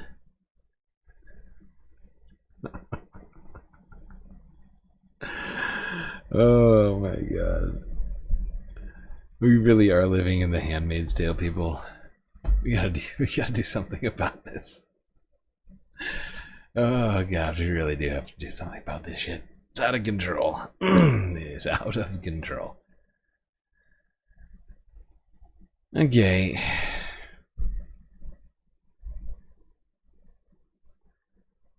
Let's talk. Let's go to some more State Department spokespeople. Tammy Bruce. Tammy. And we don't hear a lot from Tammy. But don't worry. She will be yelling as well. She will not be disappointing. She went on to CNN to do a lot of political yelling a couple days ago in the midst of all of this stuff that's going on. This was sort of a grab bag of topics that was discussed here with Tammy, but this felt like the proper place to put it. Joining us now is State Department spokesperson Tammy Bruce. Thank you so much for coming on the show. So you have said that Secretary Rubio is skipping these talks due to logistical issues. Can you give us any more specifics on why the secretary will no longer attend? You know, I really will not speak to issues that have landed regarding negotiations or diplomatic discussions, but he has a tweet out. There's been certainly more discussions in general. We know General Kellogg certainly has been in London. So things are certainly moving on and being discussed. You just had a clip, of course, from the vice president in that regard. So that's the extent to which I'll address that. The secretary is canceling this trip to London at a critical time when both he and the vice president have said that they're willing to walk away. Why is Tammy's face doing that? Made. And I think that is this key is so here. Unserious. Does this have anything to do with Zelensky rejecting? She's so unserious. I can't believe this woman got this job. Oh my god. Oh my god. Why is she making these like this? She's like a child. She's like an angry, bratty child. Oh my god.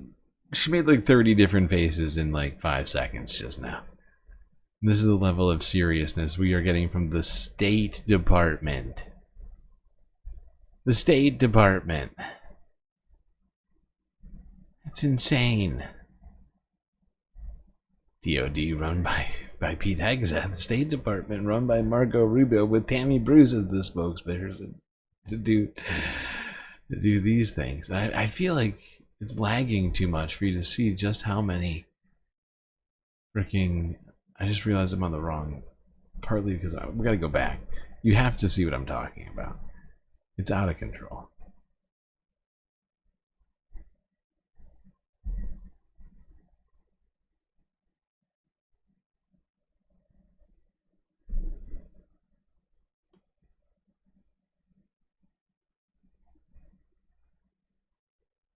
I think that is key here. Does this have anything to do with Zelensky rejecting a key part of the U.S. proposal, which is recognizing Russian control over Crimea?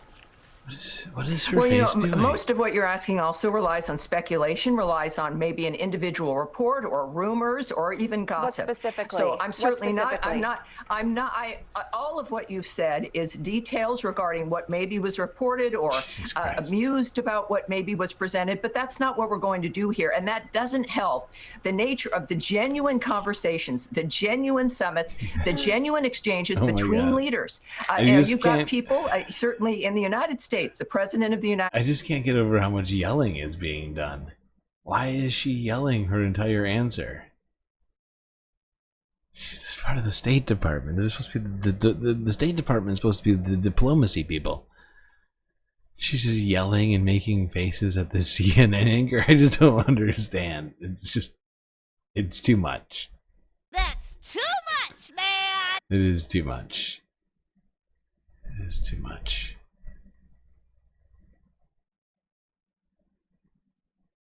Okay. Let's see some of the other things the administration has or has not been working on. We got the RFK files recently, but are still lacking a number of things we were promised, including the Epstein files. I was told a lot of we were going to get all the Epstein files because we were really serious. Because Trump's really serious about saving the kids, like the QAnoners. Very serious about those kids. But where are those Epstein files? And when are we going to see them in full and unredacted?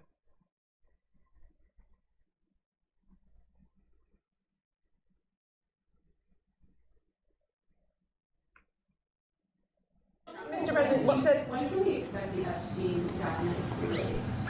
The rest of them? Which documents? The Epstein files. I don't know. I'll speak to the Attorney General about that. I really don't know. I know that we've done the RFK, the Kennedy, Martin Luther King is out there very shortly, so we'll find out. But we've really announced we're doing them in full transparency. You know, when we did the fullest transparency, JFK, people were saying, "Oh, maybe it wasn't all; it was all," and people actually went up to the office and they looked at some things that were, you know, not really easily available. You don't know which people, but they were there. And they were amazed that they were there. They're like, "Wow, these are files." And we're like, "Yeah, they're great and they're real, and you saw them, which makes it the same as releasing them to everyone." But they're working on it. Apparently we'll get them at some point. You know what's more important? It's more important than holding, any of the other people who were working with Jeffrey Epstein accountable, like perhaps Donald Trump. The Faith Task Force, which held a meeting. That's right, the Faith Task Force. A serious departure from the separation of church and state. You got the Faith Task Force. Faith Task Force. The words just sound authoritarian.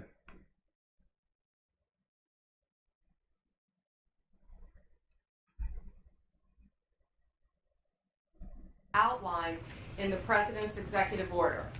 Joining me today are members of the task force and individuals who have been impacted by the anti-Christian bias. Together, this task force will identify any unlawful anti-Christian policies, practices, or conduct across the government, seek input from the faith-based organizations and state governments to end anti-Christian bias, find and fix deficiencies in existing and regulatory practices that might contribute to the anti-Christian bias. As President Trump has stated, the Biden administration engaged in an egregious pattern of targeting peaceful Christians while ignoring violent anti-Christian offenses.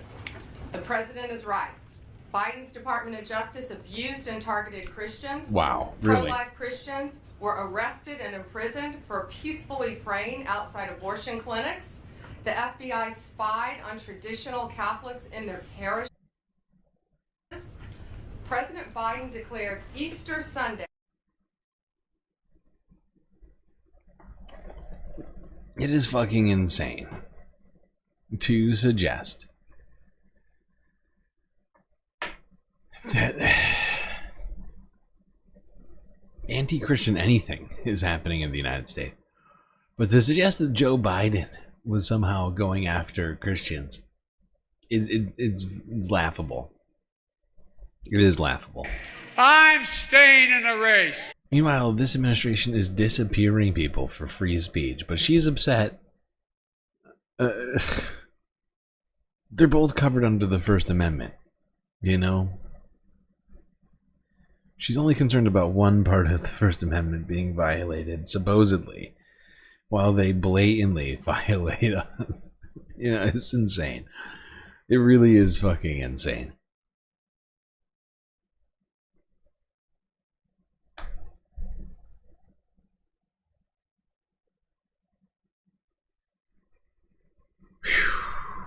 This shit is just so troubling. Like, I am struggling with it. Like, I am struggling to get through this one. This is just so fucked.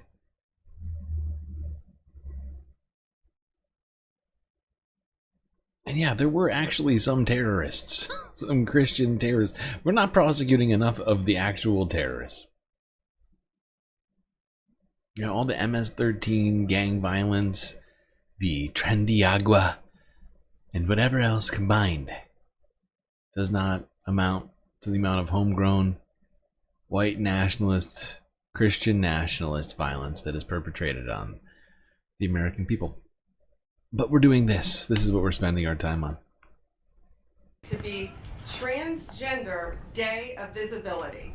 No longer. How dare you. Vandalism against churches was 8 times higher in 2023 than it was in 2018.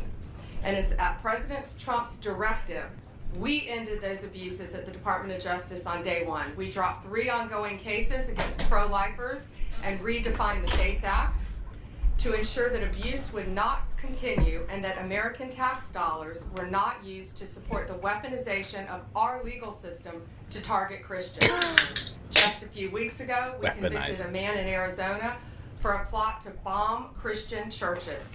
The Department of Justice will protect religious liberty for Christians.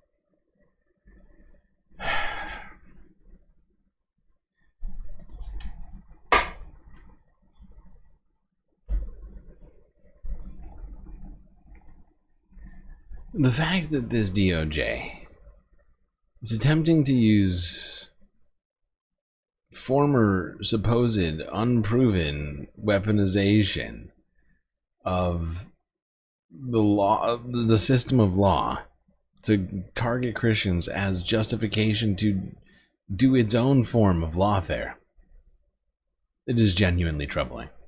It's unprecedented coming from a DOJ. Everybody should genuinely be disturbed by the Attorney General of the United States engaging in this shit right here. She is the face of lawfare. She's the face of a weaponized legal system. Her and Trump. Anything, you know, anything Trump thinks should be gone after, she will do. And for all Americans. If Joe Biden had done, I mean, he didn't even, you know, he basically directed, he never directed Merrick Garland to do anything. If he and so having done none of that, they still are playing this game. If Joe Biden had done a tiny fraction of what's happening here, what we would have seen from Republicans, just going by how they have reacted up to this point, I honestly don't know. I mean, probably would have seen Republicans' brains exploding on the street. Just, you know, sort of inexplicable. What are they called? When people like they just suddenly, there's like a word for it, like when you burst into flames suddenly, like for no good reason. What's the word for that? Work closely with everyone around this table and take a whole of government approach to solving this problem, and ultimately protect Americans' First Amendment rights. The First Amendment isn't just a line in the Constitution, it's the cornerstone of our American liberty. It guarantees every citizen the right to speak freely, worship freely, and live according to their conscience without government interference. The fact that she can even invoke free speech right now. It's not favoritism, it's a... The fact that she can invoke free speech while she is, and her DOJ is literally has been facilitating the crackdown of free speech. She has no shame whatsoever, does she? Not even in the slightest. She does not see all speech as being equal. All people as being equal. None of that. Holding the rule of law and fulfilling the constitutional promise. Thank you to President Trump. We have an incredible opportunity, all of us around this table, to protect the rights of all citizens from discrimination based on their religious beliefs. I'll see you. And thank you all for being here based on this executive order, and I look forward to doing great work together. Now, Deputy Attorney General Todd Bland. If this task force is for making sure all religions are respected, then why are we calling it the anti-Christian bias task force? Huh? What's the deal with that? Why isn't it called the multicultural bias task force? Oh, right. Because you only see one kind of bias as being important. The fake anti-Christian bias. This really just doesn't exist. Oh, God. Horrifying. We're not going to watch this whole thing. But there were people from all around the government. You can see Marco Rubio in the frame there. Donald Trump's personal lawyer and the assistant attorney general. What's his name? I can't remember the asshole's name. Yeah, they were all there. We needed this. This is how many people were here. We're just gonna zoom out. This is how many people we needed for this. And look at some of the big. This is some of the big people. You got Paula White here. She's the head of the White House Faith Office or whatever. You got Kash Patel, head of the FBI. A bunch of other ghouls here. There's Trump's personal lawyer. That's Kristi Noem, I'm pretty sure. Could be wrong on that. I think this is Tulsi Gabbard. Marco Rubio's here. Scott Bessent. RFK Jr. Basically the entire cabinet is here.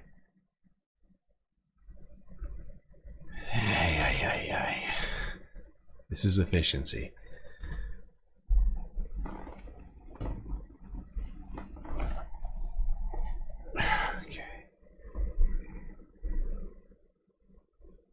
Speaking of problems with religion and government being intertwined, I'd like to bring you this interview with the head of the ADL on CBS Evening News from 2 days ago. Prepare yourselves for this fucking garbage. It is bad. This fucking interview.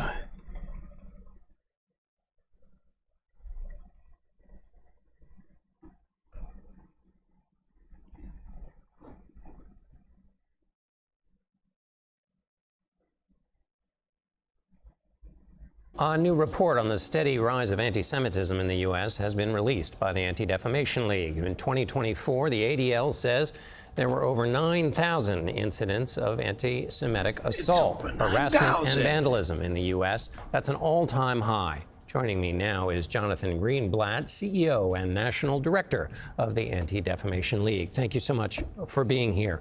Thank you year in a row, so there much. have been increases. That's so glad. So glad to have you here.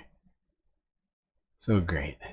So this is the Anti-Defamation League's own statistics. They are coming up with, I don't trust a single thing that the ADL says anymore. I used to actually think that they were reputable. They were, more certainly, at least I held them in more regard than I do post-October 7th. But it's just insane. I would like to know how they're defining all of these. Assault. What are they counting as harassment? Saying anti-Israeli things, does that count as harassment?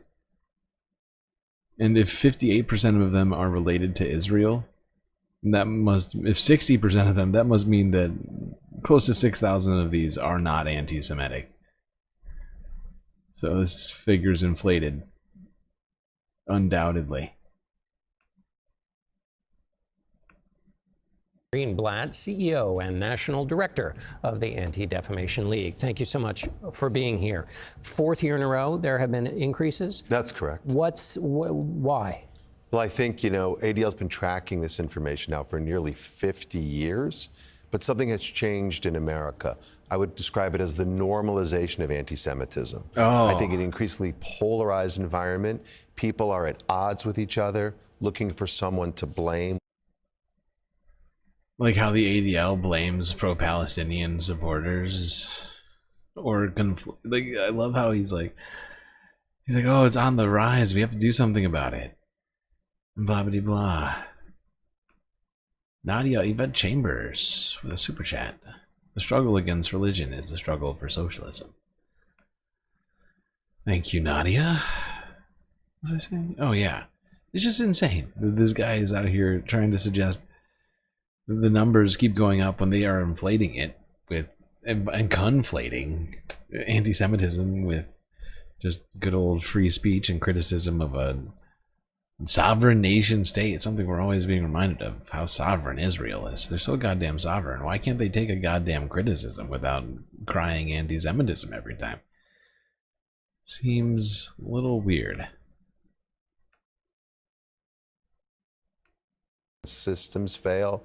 The Jews play this role, unfortunately, of perennial scapegoat. So we're seeing things play out all over society. What concerns you the most about that overheated temperature? Well, look, it's very bad. I mean, you have anti-Semitism coming from the far right, from the radical left, from religious zealots. The radical left. It drifts and it gets laundered into the radical left mainstream. is the same. This is very worrying. The radical left, all the nasty radical, which I wish he would name one. I wish you'd name one radical leftist who said something anti-Semitic. He's not going to do it, by the way. But I really wish he would. He's got nothing. He knows that that's bullshit. The radical left is not being anti-Semitic. Conspiracy theory. I think they're being radically anti-Semitic, if anything. Going to the realm. When people are going to podcasters or to social media to get their news, social media. And facts don't seem to matter. Fiction prevails, and this fiction that the Jews are to blame for whatever your particular circumstance. Who's doing that? Is the oldest trick in the book. On the far left. So is the chain of events here? What happens is this kind of the worst part of it then kind of gets CBS slightly washed a little bit and then moves into this other ecosystem where it's like this like ethereal, amorphous blob of the anti-Semitism. It's like really hard to pin down. Explain to us how that happens, ADL, please. We can't figure it out for ourselves. You have politicians, making wild claims about certain funders or donors. You have extremists making crazy wild claims about AIPAC being one of the biggest donating lobbies to our Congress, and that would have some sort of I don't know sway on our politicians, like as if our politicians can be swayed by money. Come on, that's not possible. And that's anti-Semitism, suggesting the Israeli funded, which in a way is our own tax dollars, right? We give Israel all of our money, then they use it to spread propaganda in our country that they are good. With people like the ADL.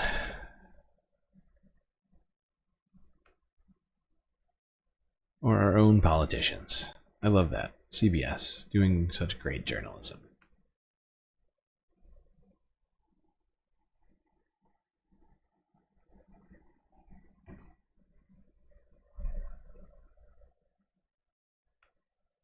Okay, I can't watch any more of that. But he just, I really wish he would have just said one. He's too much of a fucking coward to say one freaking name on that of supposed anti-Semites, because he knows that he would get ripped apart on the internet by people like myself. Well, not me specifically, but like big channels who would glom onto that. I feel like they would have, but he refused to be clear about any of his claims. Just the vague online radicals who hate Jews, and by Jews he means Israel. I mean, sure, I mean, on the extreme right, there's certainly plenty of anti-Semitism. It's been around for a long time. And there's plenty in the Trump administration, which the ADL has completely failed to call out, or is in fact sometimes defended. They defended Elon and his fucking Nazi salute. They defended Elon and a bunch of his other fucking horrifying things. And then he did, remember when he did the poem, and that's when it was too much for them? They were like, okay, you're going too far. You're going too far, Elon. The Hitler salutes were fine. We were fine with those. That wasn't anti-Semitism. Certainly not as anti-Semitic as being anti-war, being anti-Israeli genocide, anti-U.S. funded Israeli genocide of Palestinians. That's anti-Semitism.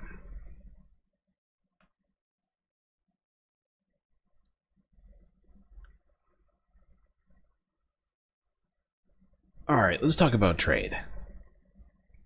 Oh, and boy, trade and economics are going to take up quite a lot of time today. It's been a busy week in the world of finance and business. Now, J.D. Vance was in India. This is the second clip we've gotten from him in India. This is from Wednesday, I think. He was asked about the trade war, but he didn't like that phraseology. What does JD want us to call it? Not a trade war, something else. What do you want?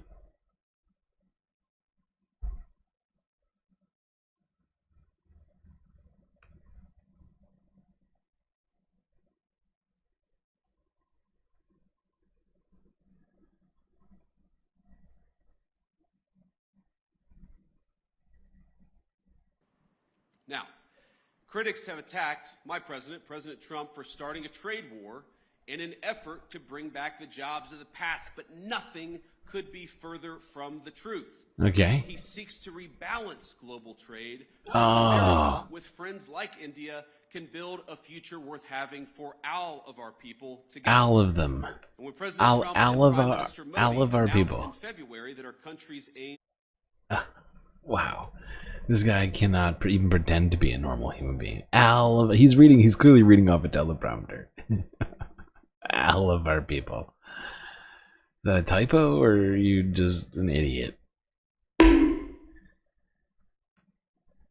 So it's not a trade war, people. Stop calling it that.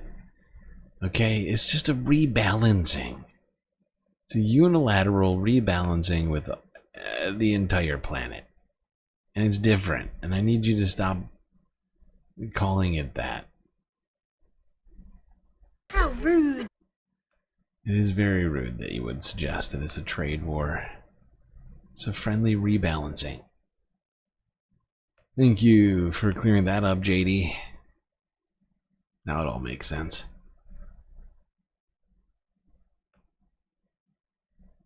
We're also rebalancing our growth forecast for the United States. GDP could be in trouble.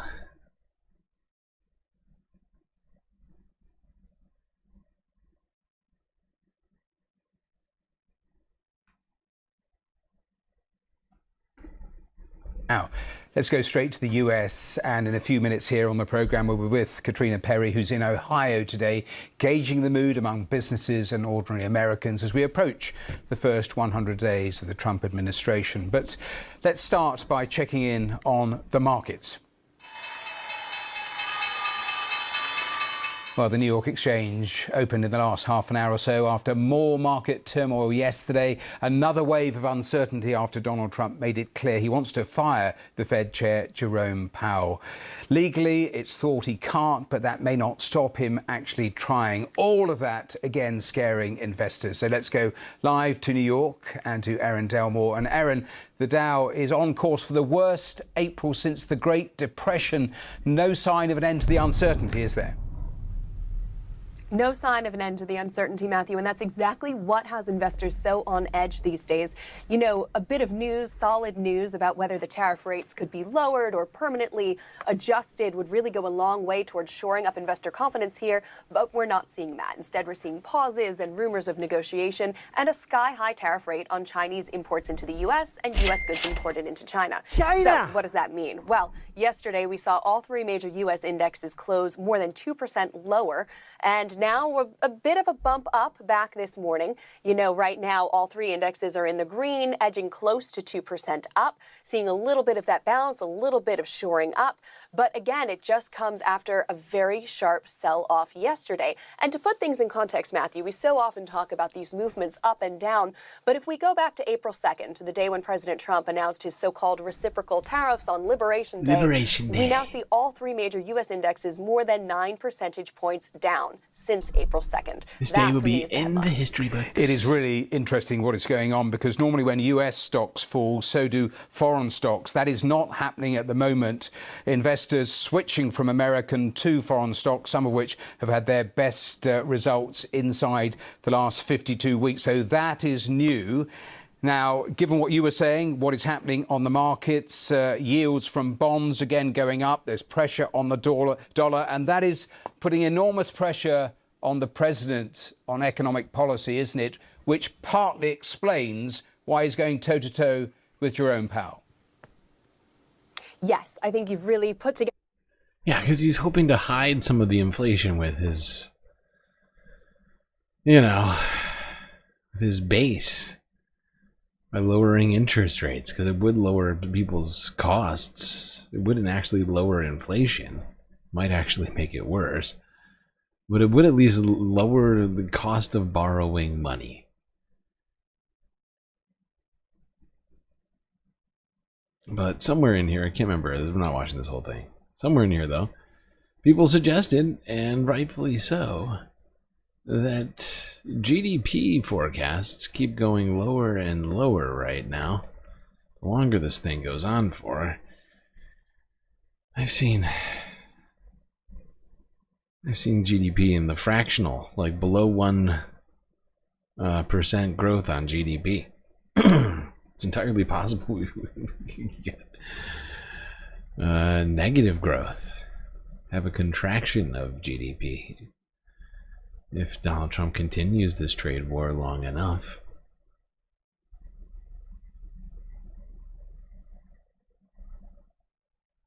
All sorts of different industries are going to get hit. Of course.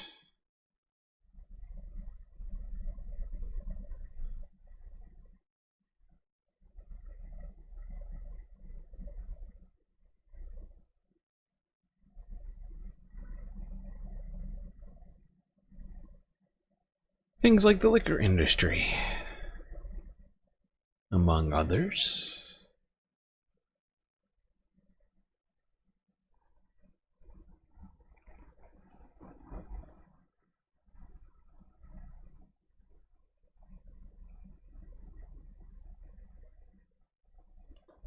Why? Come on.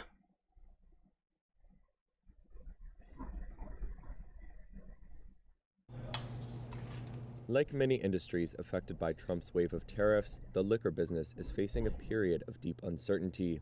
In Oakland, California, William Choi prides himself on the global flavors available at his bar Viridian. We definitely use Ming River Baijiu coming out of China. We have cognac from France. We have rum from, Barbados. We have whiskey from Japan. Tariffs imposed by President Donald Trump are targeting dozens of countries, including those where Choi sources his spirits. Imports from the European Union, Japan, and Mexico face tariffs between 20 and 25%, while those from China have been slapped with the highest rate of all at 145%. It's like riding a roller coaster. You know, one day we're like, okay, well maybe, and then the next day it's like right back down. So we're just in a very constant state of flux, I would say. Ashley Miller sells Ming River brand Baijiu, the Chinese spirit made from sorghum, to bars in Northern California. Miller says she's concerned about the impact of the tariffs not only on bars, but on Chinese Americans at home, where Baijiu holds an important place at the dinner table. Not being able to get a hold of Baijiu, again, something that a lot of Chinese people consider as part of every meal that they have. It's a tradition, it's a ritual, and to take that away from people is very disheartening. It's very upsetting, I'll be honest. Ming River is considering ways to avoid passing rising costs onto consumers, including adjusting bottle sizes and absorbing costs. Back at Viridian, Choi says he's already raised prices as high as he can. Now,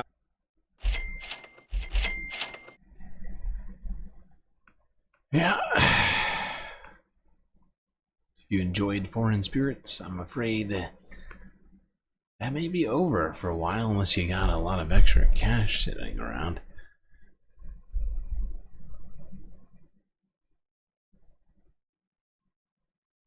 A lot of people are going to be affected by this erratic economic policy of the Trump administration.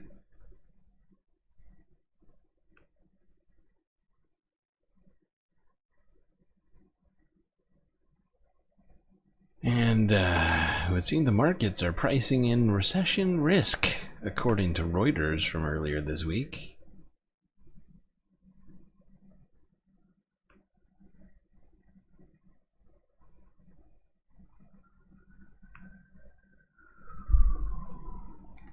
President Trump warns of an economic slowdown unless the Fed cuts rates. The US president also repeated threats to fire Fed Chair Jerome Powell as he goads the central bank into quickly cutting rates. Josh Farber is head of European credit strategy at BNP Paribas. Josh, is Mr. Trump right that the Fed needs to cut interest rates to avoid a slowdown or even a recession? Well, our economists see the Fed in a bind with stagflationary pressures. And what we think for the credit markets that means is we need to start pricing some recession risk. Some assets in credit price recession and some don't.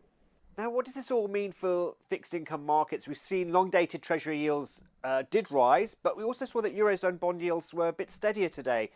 So could this be a positive for the fixed income markets? We think that this divergence between the major economies is important, both for rates, but also for credit. The ECB clearly has more scope to cut, and we think will continue to do so.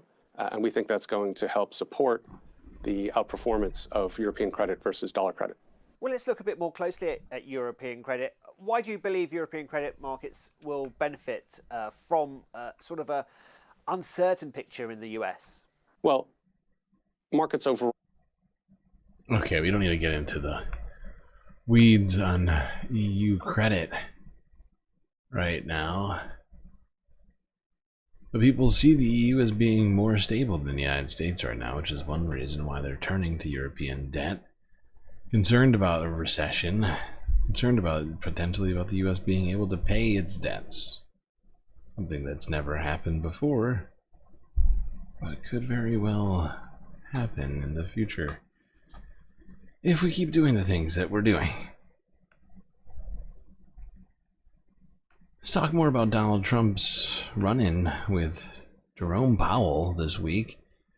He was lobbing insults on Truth Social and at press conferences about Jerome Powell, the current Fed chair.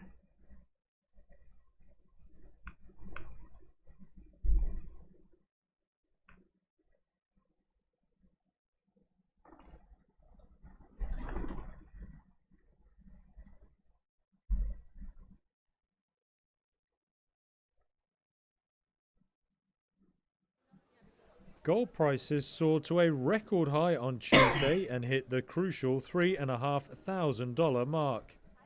Investors bought up after US President Donald Trump criticized Federal Reserve Chair Jerome Powell. Trump called for an immediate reduction in interest rates on Monday and warned the US economy immediately, if not sooner. He also criticised Powell's stance to keep rates unchanged until there was clarity on the inflation impact of Trump's tariff plans. The president's words lowered risk sentiment and drove investors towards safe haven bullion. Asian stock markets struggled to remain stable following a rapid sell-off of US assets that weakened Wall Street and the dollar. China also accused Washington of abusing tariffs on Monday. Beijing warned countries against striking a broader economic deal with the US at its expense. Gold is viewed as a safe haven asset and has risen almost a third so far this year. Markets are waiting for speeches from several Fed officials later this week, and they hope for insights into gold prices skyrocketing amidst all of this turmoil, even with markets going down. Gold hitting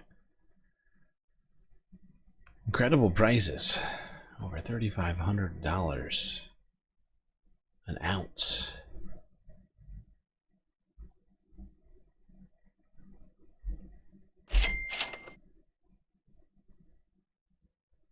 All right.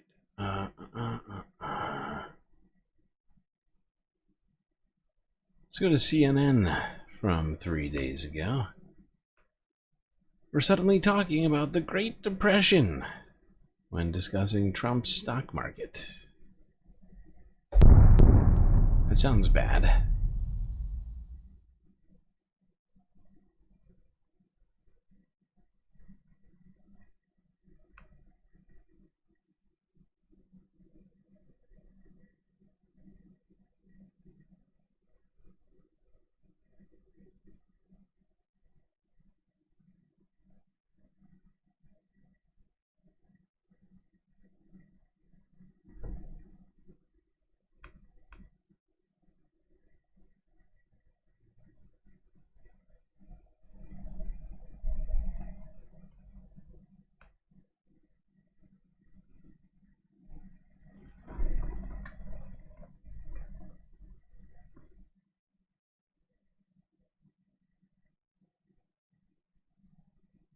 Today, the Dow is seeing a pretty big surge. It's up roughly 2.5 percentage points. The Dow jump happening after Bloomberg reported that Treasury Secretary Scott Bessent told investors behind closed doors that he expects the United States trade war with China to de-escalate. Joining us now is Nick Timmeros. He's a national economics correspondent at the Wall Street Journal. Nick, thanks so much for being with us. I have to ask you about those comments from the Treasury Secretary. Do you have any idea on what they're founded on? Because our reporting indicates that the administration reached out to Beijing and said that President Xi should request a call with Trump. Our understanding is that call has not yet come. Well, and Bessent didn't say that the U.S. is talking to China. He simply, according to what's been reported, repeated comments he made publicly last week. These tariffs on China are so high that they are a tax that's not going to be paid. They're going to destroy demand, and we can't maintain it for that long. So I think that's what you see markets reacting to right now. I have to ask you about the Dow being headed, despite today's historic gains, for the worst April since the Great Depression. I mean, there's a lot of factors here. There's China. There are pending deals with essentially almost every nation on earth. And then there's Trump's attacks on Fed Chair Jerome Powell. Which do you see as weighing most heavily on Wall Street right now? Well, I think it starts and ends with the trade war. And the reason for that is if you go back to the April 2nd Liberation Day announcements, the optimism on Wall Street was that everybody was going to know now what the rules of the road were going to be for trade. If you're a business, you are not going to put in a multi-billion-dollar investment in the United States if you don't know what your cost of goods are going to be. And we still don't have that clarity. So the tariffs on China, today we have the Treasury Secretary saying they'll come down. We still have this 90-day pause on the other tariffs with 60 other countries. People don't know what the future is going to look like, and so that freezes up activity. Some of that uncertainty leads to gold being at an all-time high. Now, since then, or at least since this came out, the stock market has been sort of holding its levels, I guess you might call it. Hasn't completely imploded, but people's 401ks certainly have taken a haircut.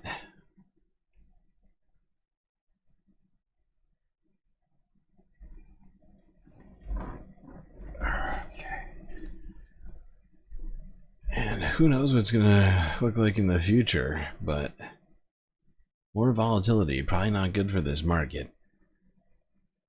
And that's really all that there is in the future right now, is uncertainty. And probably more volatility. No way to know what Donald Trump's gonna do over the weekend. No idea what he's gonna do from day to day, hour to hour, minute to minute.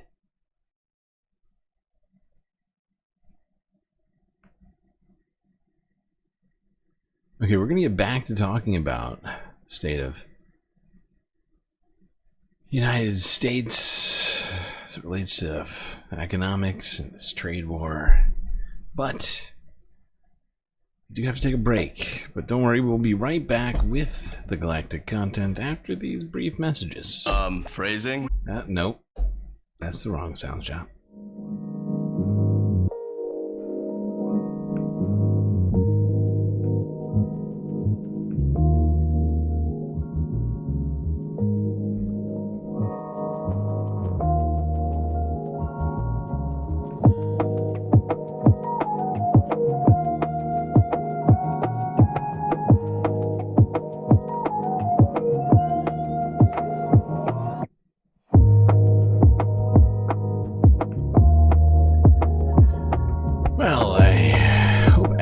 Has been enjoying the stream so far. If you haven't already, hit the like button and don't forget to subscribe. While you're at it, hit the bell icon too so you don't miss a single episode of this spacecast. But you know, you could do some other things with your fingers and or thumbs. You could contribute to the Galactic News Network and ensure the continuation of this spacecast into the future. So many great ways to show your support: YouTube, Super Chat, Super Stickers, and memberships. Twitch with the bits and the subscriptions, Cash App and PayPal. If you'd rather us get the money immediately, have it all go to keeping the stream alive, rather than funding Jeff Bezos' Blue Origin dreams. Anyway, chat, of course, there's one last one, and that being Patreon. The very best way to get the most space benefits for your Earth dollars is to go on to Patreon. Become a member over there. Only $3 a month for a Patreon subscription. It'll get you access to a myriad of space benefits unseen by the rest of the goddamn Milky Way galaxy. Anyway, chat, that's gonna be it for me tonight. Don't worry, we're coming back. That's gonna be it on the space messages. Enjoy this short break. Grab yourselves a drink, maybe a snack, and I will be right back.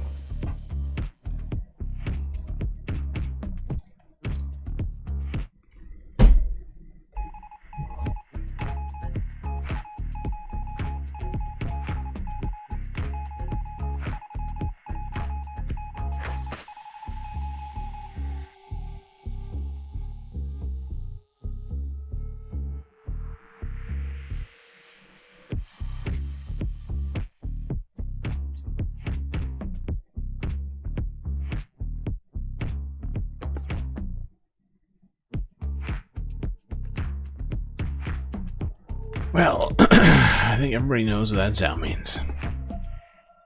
Time for us to get back to the stream. So buckle up, Space Fams, it's time. Time for the galactic content to get started once again. Okay, why is this one screen having problems?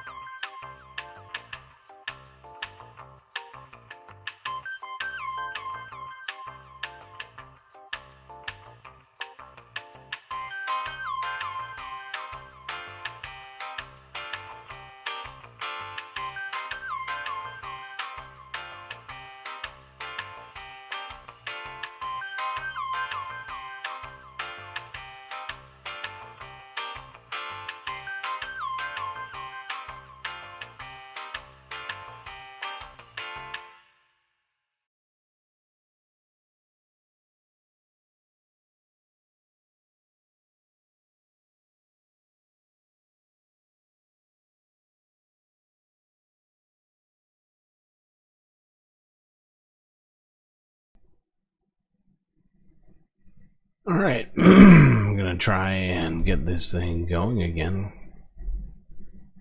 I'm almost questioning everything right now. In fact, this is just going so much slower than I would like it to. We're 4 hours in. I might need to restart the stream just so that we don't take the entirety of human existence to get this all done. So if it keeps lagging like this and I keep having to wait, it's going to cause more problems. Let's keep trying this for now. Caroline Levitt asked point blank, how soon might we see that sweet, sweet deal? Does Caroline know about the art of the deal? I don't know.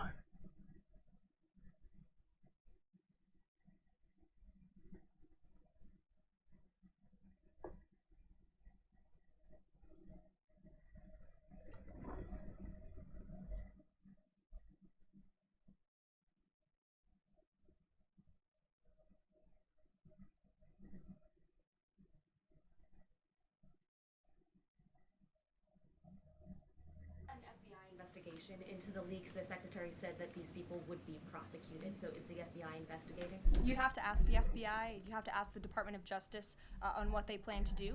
Certainly, we take leaks with the utmost seriously across this administration. You've seen people fired from the Department of Homeland Security. The president has made it clear it's an unacceptable behavior. On the economy, Caroline, Peter Navarro said that it's perfectly possible to do 90 deals in 90 days. We haven't seen one just yet. How soon might we see a deal, and what evidence can you share that progress is being made in these trade negotiations? Sure. Well, I spoke to our entire trade team this morning. There is a lot of progress being made. We now have 18 proposals. No accepted deals yet. 90 deals in 90 days. Well, maybe they're gonna wait till the last 30 days and they're gonna get 3 deals a day done, and that'll solve it. That's how they'll get all 90 days, or 90 deals in 90 days. Didn't mean a deal a day, all of you people. You know, they'll get, however many. I sound tired. It's probably because I'm upset. I'm upset that the stream has been lagging this whole time. And we've gone 4 hours and it hasn't completely righted itself. And it's very frustrating to me. On paper have been brought to the trade team. Again, these are proposals on paper that countries have proposed to the Trump administration. Proposals on and to paper our that have been government. proposed. You have Secretary Bessent, Secretary Lutnick, Ambassador Greer, NEC Director Hassett, and Peter Navarro, the entire trade team, meeting with 34 countries this week alone. We are moving at Trump speed to ensure these deals are made on behalf of the American worker and the American people. And just yesterday, it seemed to get a little bit lost in the news, and I think it's a disservice to the American public that it did. I'd like to point out, all those people that she just listed are not our economic advisors. Not the U.S. trade representatives. And I'm confused. Except for, I guess, did she say Howard in there? I guess Howard counts. Like Marco Rubio and Steve Witkoff and all these other people that are going around. Whatever. Vice President announced. Whatever, Caroline.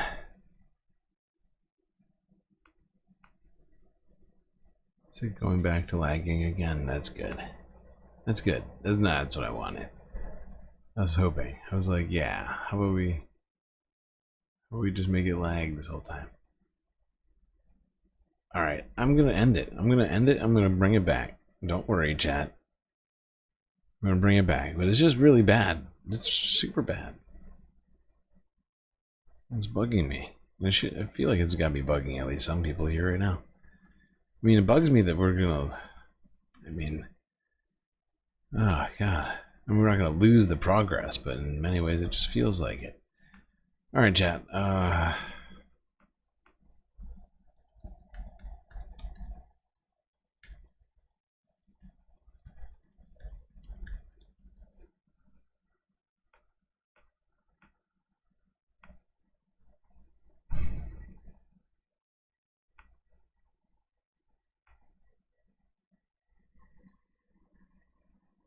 But look, it's working again, and this is what's bugging me.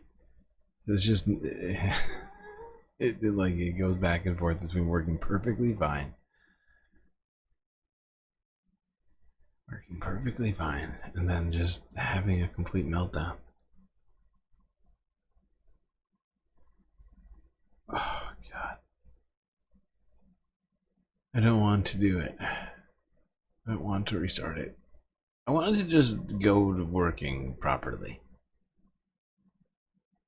I'm not doing it. I'm not restarting the stream. Fuck it. Screw it. I'm just gonna keep trying.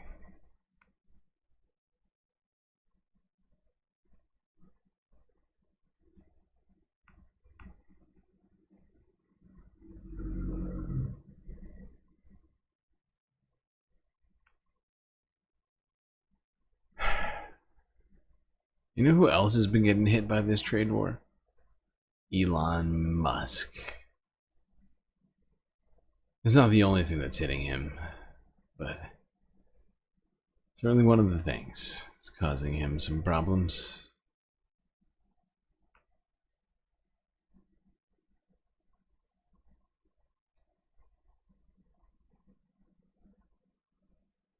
But if it starts lagging again, I swear to God, I'm restarting this thing.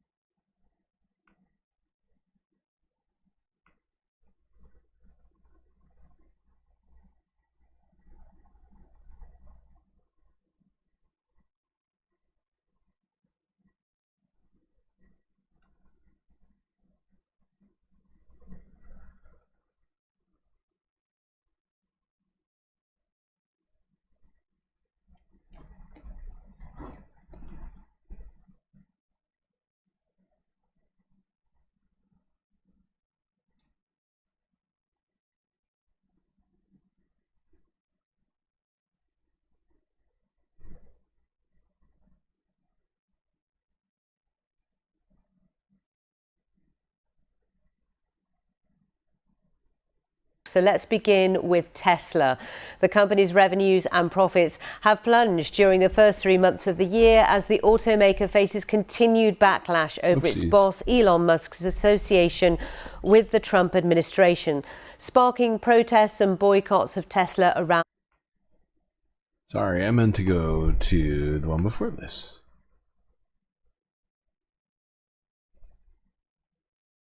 Oh my God, it is lagging again about that. Murder somebody. Holy fuck.